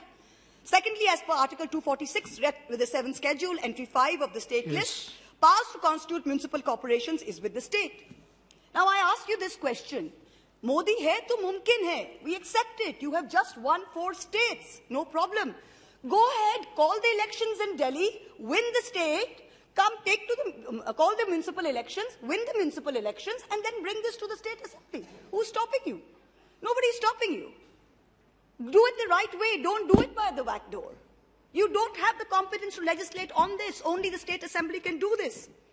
So till then, I urge the Minister, do not overstep your brief. Please take back this bill and send it to where it belongs, namely the State Assembly. In conclusion, I quote one of Delhi's most famous citizens, Mirza Asadullah Beg Khan, to remind the central government, तुमसे पहले वो जो एक शख्स यहाँ तख्त नशीन था, उसको भी अपने खुदा होने पर इतना ही यकीन था. Everyone thinks they are God when they sit on the throne, but don't fall into this trap. Do the right thing. Send this bill back. Thank you so much. Thank you, Mahmood ji. Shri Dileshwar Kamaiti. महोदय, दिल्ली नगर निगम संशोधन विधेयक 2022 पर चर्चा के लिए आपने जो मौका दिया उसके लिए धन्यवाद. मैं इस विधेयक के समर्थन में खड़ा हुआ हूं. महोदय, निगम के आंकड़े बताते हैं कि पूर्वी और उत्तरी दिल्ली नगर निगम का सालाना बजट घाटा करीब 2000 करोड़ रुपया, तो साउथ एसीडी का बजट घाटा 500 करोड़ रुपये हैं. तीनों निगमों में करीब 1,20,000 कर्मचारियों का सालाना 8,900 करोड़ रुपए खर्च होते हैं और तीनों निगम जो खुद को सालाना रेवेन्यू पैदा करते हैं वे 6,700 करोड़ रुपए हैं। अनुमान है कि एकीकरण के बाद करीब 200 करोड़ रुपए बचेंगे। नॉर्थ, साउथ और ईस्ट एमसीडी के आर्थिक हालात और एमसीडी में कार्यरत हजारों कर्मचारियों के वेतन की समस्या हल करने के लिए केंद्र सरकार एमसीडी का एकीकरण कर रही है, जो सराहनीय है। महोदय, गत 64 वर्ष के सफर के दौरान नगर निगम के हाथ से अनेक महत्वपूर्ण अधिकार चले गए हैं। वहीं कांग्रेस शासित सरकार के द्वारा 13 जनवरी 2022 को दिल्ली नगर निगम का विभाजन का भी सामना करना पड़ा। इसके अलावा उस पर नेताओं अधिकारियों का इतना भार बढ़ गया कि उसे उठाने में उसकी कमर टूटती जा रही है।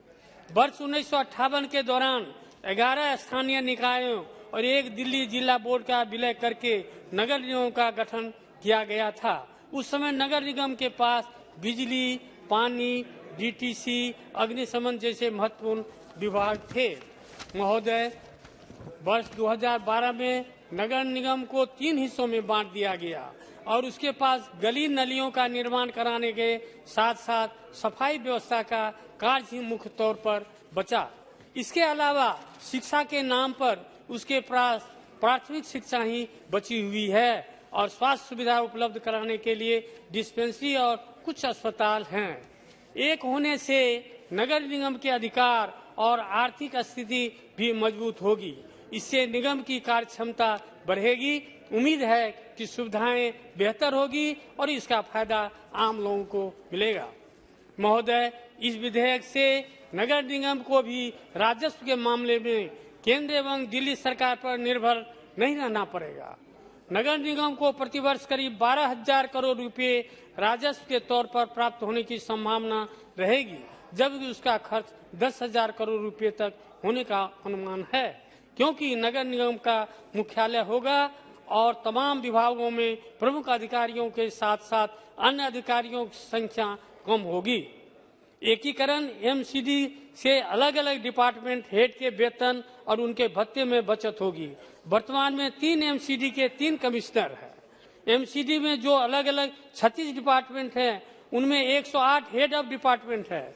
तीनों एमसीडी के 3 मेयर और प्रत्येक का लंबा चौड़ा स्टाफ है, जिसके वेतन और अन्य सुविधाओं पर हर साल करोड़ों रुपए खर्च होते हैं। यूनिसेफिकेशन के बाद सिर्फ 1 कमिश्नर, 1 मेयर, उनका थोड़ा सा स्टाफ होगा। इसके अलावा 36 विभागों के लिए 36 हेड होंगे।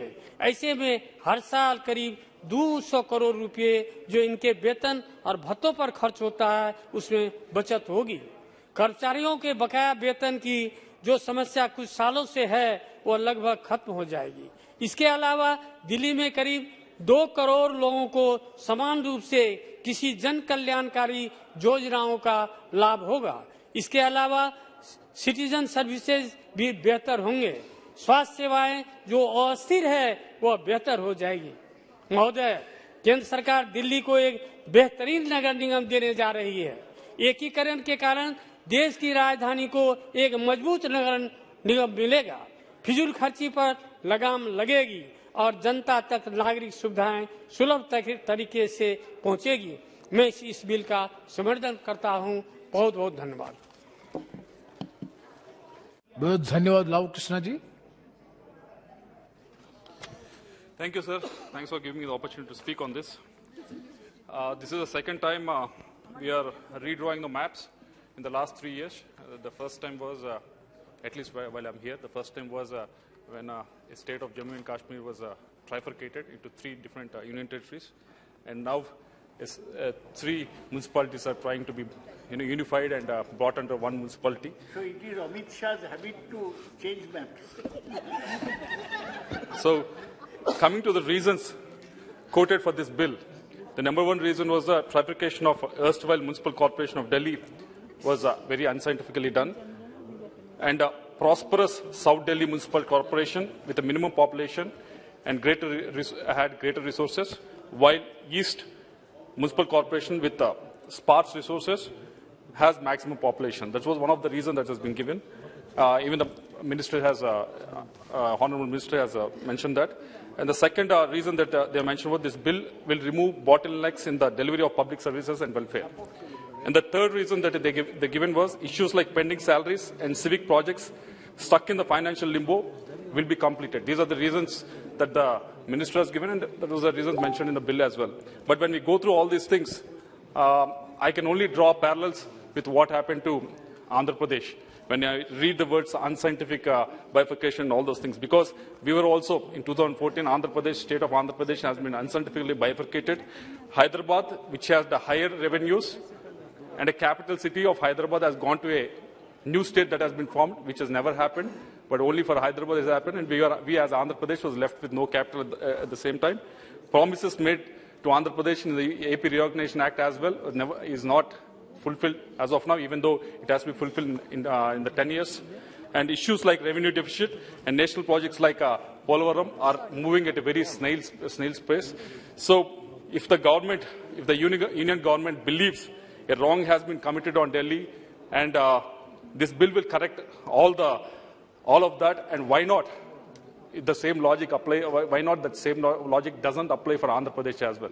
Because Andhra Pradesh has been bifurcated in 2014 itself, and the promises that have been made in this house, I have to mention it because these are the parallels I can only draw from reading this bill. Anyways, coming to the bill, we want to make some suggestions as well as we need some clarifications on this.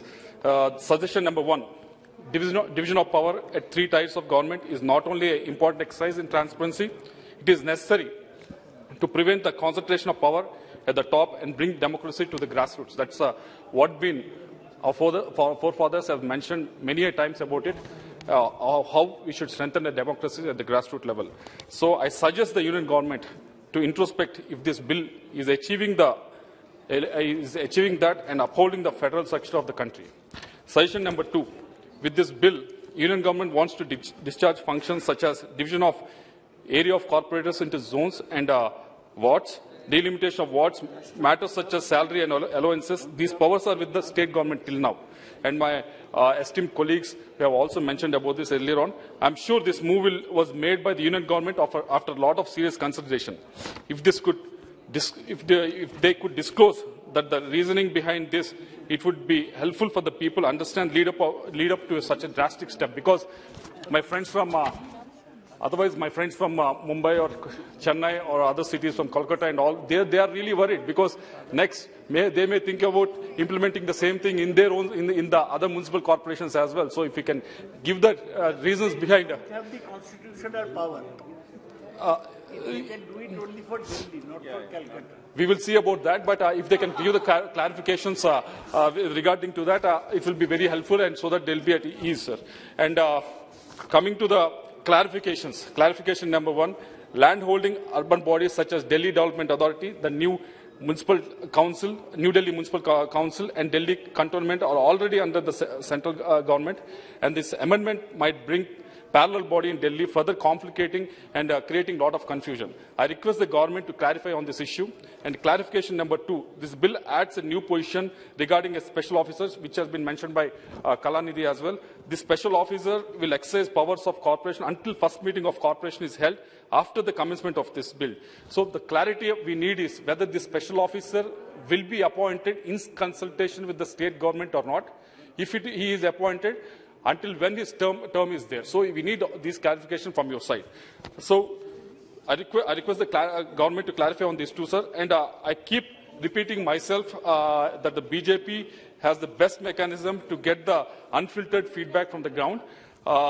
The results in the elections have been showing for the last 7 or 8 years that you have one of the best mechanisms, but they have also faltered in some of the decisions that have been made, like for example, when we rush some decisions without taking the opinion from the people, like farm laws, sometimes we have to face the brunt of it, and you have faced the brunt of it. So I request, humbly I would request that you use this strength wherein you get the unfiltered feedback from the people. So use this strength and try to listen to the people, and don't make the decision in the haste and threaten the sanctity of the federal structure, sir. Thank you very much. Next, thank you, Sri Arvind Savantji. माननीय chairman sir, बहुत बहुत धन्यवाद। एक महत्वपूर्ण विधेयक, इस देश की नीति राजनीति की दिशा बताने वाला विधेयक है ये।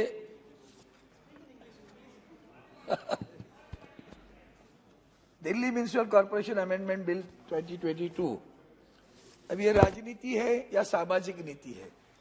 सामाजिक नीति पर तो समर्थन करने की बात आती है, लेकिन जब राजनीति सामने आती है तो ध्यान में आती है। आप कभी भी बिना राजनीति कुछ भी नहीं लाते हो, ये आपकी ये विशेषताएं है। क्योंकि जब महानगर पालिका का कार्यकाल समाप्त होने आ रहा है और आप जानते हो कि वहां चुनाव लग रहे हैं, हाल ही में पंजाब में उन्होंने क्या पराक्रम किया वो भी आपको याद है। पिछली विधानसभा चुनाव में भी वहां क्या हुआ वो भी आपको याद है। हो सकता है उसके डर के मारे होगा तो ये लाया होगा, लेकिन पहले मैं आदरणीय गृह मंत्री जी ने जो बात की उसके ऊपर बात करता हूं। सर, ये जो विधेयक लाया ये ठीक है, एक क्लॉज लिखा हुआ है कॉन्स्टिट्यूशन में 239A में, एक छोटा सा 2 लाइन का पैराग्राफ है। वो कहता है कि you are empowered to override the rules regulations of the legislative assembly. उसका आप दुरुपयोग कर रहे हो। अगर मैं यहाँ आपका ऑब्जेक्टिव स्टेटमेंट जो है ना, उसमें आपको ही पढ़ा देता हूँ, आपने ही लिखा हुआ है statement of objects and reasons. उसमें आपने लिखा है a corporation charge with the municipal government of Delhi was established under the said act as a municipal corporation of Delhi in 2011. The said act was amended by the Legislative Assembly of the National Capital Territory of Delhi by the Delhi Municipal Corporation Amendment Act 2011, leading to trifurcation of the said corporation into 3 separate corporations. Who has done it? Assembly has done it. Who is doing it right now? Parliament is doing it. Of the said corporation. Who is overriding? Into 3 separate corporations. तो ये जो structure हमारा जो federal structure है उसको आप धक्का दे रहे हो। और मुझे उसी में दुर्भाग्यपूर्ण बात है कि अच्छा भी लगा थोड़ा। सच बताता हूँ, आदरणीय गृह मंत्री जी क्या बोले पता है कि आपको? उन्होंने कहा हमें सौतेलापन होता है वहां। दिल्ली म्युनिसिपल कॉर्पोरेशन के लोग हमारे साथ सौतेलापन कर रहे हैं। चलो ये भी तो आपको महसूस हुआ। ये आदरणीय गृह मंत्री जी ने कहा, आप रिकॉर्ड पे लीजिए, रिकॉर्ड पे लीजिए। मैं हार जाऊंगा, देखो मैं हार जाऊंगा, बुरा मत मानना। राय सर बुरा मत मानो। उन्होंने कहा, अभी यही बात मैं कहता हूँ, यही नहीं, होली नहीं है, ये सच्चाई है। होली में तो सारा झूठ भी चलता है, होली में तो सब कुछ झूठ चलता है, सच्चाई है। उन्होंने कहा मुझे अच्छा भी लगा, मैं बता रहा हूँ। चलो ये तो महसूस हुआ, हम लोग भी ऐसे महसूस अरविंद सावंत जी कि सौतेलापन क्या है, हम भी महसूस करते हैं अरविंद सावंत जी। और इसलिए मैं ये बिल का अनुभव कर नथिंग एक्सेप्ट ये सौतेलापन। राय साहब मैं बोल, चेयरमैन सर आप इधर एड्रेस करो, आप इधर एड्रेस करो। ये what is going on? No please whether you are permitted to interact, whether you are permitted to interact with no if you are reading तो ये मैं कॉन्स्टिट्यूशनल बोल रहा हूँ। मुझे एक लगा कि उन्होंने सौतेलापन बोला, यही सौतेलापन बहुत सारे राज्य भी अनुभव कर रहे हैं। अब हमारे आंध्र प्रदेश के मित्र जो बोले ना, उनको पूछिए सौतेलापन क्या होता है, महाराष्ट्र को पूछिए सौतेलापन क्या होता है, पश्चिम बंगाल को पूछिए सौतेलापन क्या होता है, सभी को पूछिए। तो ये इसीलिए मैं आदरणीय गृह मंत्री जी से कहूंगा, आपने अच्छी बात किया। मुझे कल परसों सुप्रिया जी बोली, गृह मंत्री जी सबसे अच्छी बात है कि आप सच्चा बोलते। उन्होंने बोला कि आप इतने अच्छे प्रामाणिक हो कि आपने बोला जुमला किया, ओपनली बोल दिया, हाँ हो गया जुमला किया। आज भी आपने ऐसे ही बोला सौतेलापन है, मैंने महसूस किया, बोला अच्छा हो गया, हम लोग भी सौतेलापन महसूस कर रहे हैं। तो ये जो सौतेलापन है अच्छा हुआ। लेकिन एक महीने अभी आपके आने के पहले कहा, अगर सामाजिक दृष्टिकोण से स्वागत है, मैं जानता हूँ क्या हालत है वो, ऐसे 3 कॉर्पोरेशन के क्या होगा। आपने सही बताया, रिसोर्सेस कम है, एक को ज्यादा भी। हमारे मुंबई में आया था प्रस्ताव, ये 3 करे महानगर पालिका की कॉर्पोरेशन, साउथ मुंबई तो प्रॉफिट में रहती, फिर पूर्व उपनगरों का क्या हालत होता। तो यही इश्यू लेकर आपने जो लाया है, फिर मेरा एक ही कहना है कि we are overriding the powers of the assembly, we should not do that. Why not ask the assembly, और वो भी कभी किया आपने जब चुनाव लगने के बाद में। अब चुनाव लगने के बाद में आप कहेंगे एडमिनिस्ट्रेटर बैठाएंगे, अब एडमिनिस्ट्रेटर बैठेगा, वो एडमिनिस्ट्रेटर कारोबार करेगा। अब हमारा उसमें कहना है कि अगर वो लाना है तो एक कमेटी बनाओ, दोनों भी विपक्ष की और आपके साथ में मिलकर चलाओ, कोई दिक्कत नहीं, फेडरल स्ट्रक्चर रहेगा, जब चुनाव आएंगे तब आएंगे। लेकिन ये करते समय आपने ये ध्यान में नहीं लाया कि नगर उसमें 250 के आपने क्यों पाबंदी लगाई। आप जानते हैं कि हमारा संसद में भी एक बार हमने किया, इसीलिए तो आंकड़ा पकड़ के बैठे, आबादी बढ़ रही है, वो तो 272 से 250 करोगे, फिगर मत कहिए, मेरी आपसे प्रार्थना है, क्योंकि आप करोगे, मुझे क्या है उसमें, हमें तो दिल्ली में चुनाव नहीं लड़ना है। लेकिन अगर population, it should be in proportion to the population of that, why it should be reduce. Sir corresponding population has to be that, think of a total population, divide then say standardize it. भाई 30,000 के पीछे एक प्रतिनिधि होगा, 25,000 के एक प्रतिनिधि होगा। हमारे मुंबई तो 50 और 60,000 के प्रति एक प्रतिनिधि है, हमारा महानगर पालिका का प्रतिनिधि। तो मेरी आपसे ये प्रार्थना है। बाकी दूसरी जो बातें हैं कि मैंने आपके इसमें ही पढ़ा दिया, अभी आप नहीं थे तो मैंने बताया कि ये ट्राइफर्केशन जब किया था सर, आपने जो एम्स एंड ऑब्जेक्ट्स पे दिया है, वो ट्राइफर्केशन असेंबली ने किया था। तो ये अगर वो असेंबली के राइट है तो हम क्यों ओवरराइड कर रहे हैं, ये मेरा सवाल है आपसे। ठीक है, इच्छा अपनी intent is not that bad, I am saying it, but लेकिन इसमें और भी एक बता देता हूँ। अपने एक क्लॉज में establishment of municipal corporation Delhi, constitution of municipal corporation 5, in the principal act in section 3, उसमें बी में in subsection 2 for the word government, the word central government shall be substituted. That means permanently you will be empower in that. ये कानून आपको अधिकार देगा कि दिल्ली महानगर पालिका में आगे चलकर इंटरव्यू करने का अधिकार है, ओवरराइड करने का अधिकार, क्यों बार बार करना है। तो ये तो और भी कर देंगे हम कि हम लोग इसमें करने का अधिकार में है। और ये जो 250 की बात मैंने अभी की आपसे, मैं 239 ए में वो भी प्रावधान आपके लिए है। और थैंक यू अरविंद सावंत जी। एक सेकंड, स्पेशल ऑफिसर के बारे में मेरी एक ही बात है, ये जो आप कर रहे हो ना, उसमें जरा सा आप थोड़ी सावधानी बरसे, क्योंकि अगर लेफ्टिनेंट गवर्नर का वो वही झमेला हुआ, वो भी तो लोग कहते हैं उससे सौतेलापन हमें महसूस होता है। तो अभी जब कोई एडमिनिस्ट्रेटर आएगा, सम यू कैन से कुछ एक ऐसी नई नीति बनाओ कि जिसके कारण लोगों को लगे कि जनतंत्र को आधार लेकर ये सिर्फ राजनीतिक निर्णय नहीं, ये सही में सामाजिक निर्णय ऐसा लगे, ऐसा उचित कदम आप उठाएंगे, ऐसी अपेक्षा करता हूं। धन्यवाद सभापति। धन्यवाद। Shri Chandrani Murmu ji, Shrimati. Thank you, sir, for giving me the opportunity to speak on the Delhi Municipal Corporation Amendment Bill 2022. Sir, I, on behalf of my party, Biju Janata Dal, welcome the Delhi Municipal Corporation Amendment Bill. However, we have some points that needs to be addressed. Sir, my leader, Honorable CM Naveen Patnaik ji, is always for the autonomy of urban local bodies. Recently, my leader bravely announced the direct election of mayor and chairman of all the corporations and municipalities of the state, and people of Odisha welcomed it, and my party got 90% of the municipalities and 100% of the corporations in the urban elections of the state. However, as far as the bill is concerned, we are impartially analyzing all sides, and I seek to underscore the points we appreciate and what we consider has larger ramifications. Sir, the Delhi Municipal Corporation Amendment Bill seeks to unify the 3 municipal corporations into a single integrated and well-equipped entity to ensure a robust mechanism for synergized and strategic planning and optimal utilization of resources, which will bring about greater transparency, improved governance, and more efficient delivery of civic services for the people of Delhi. This is a welcoming step taken by the government. So the Act, as was amended in 2011, empowered the Delhi government to decide various matters under the Act.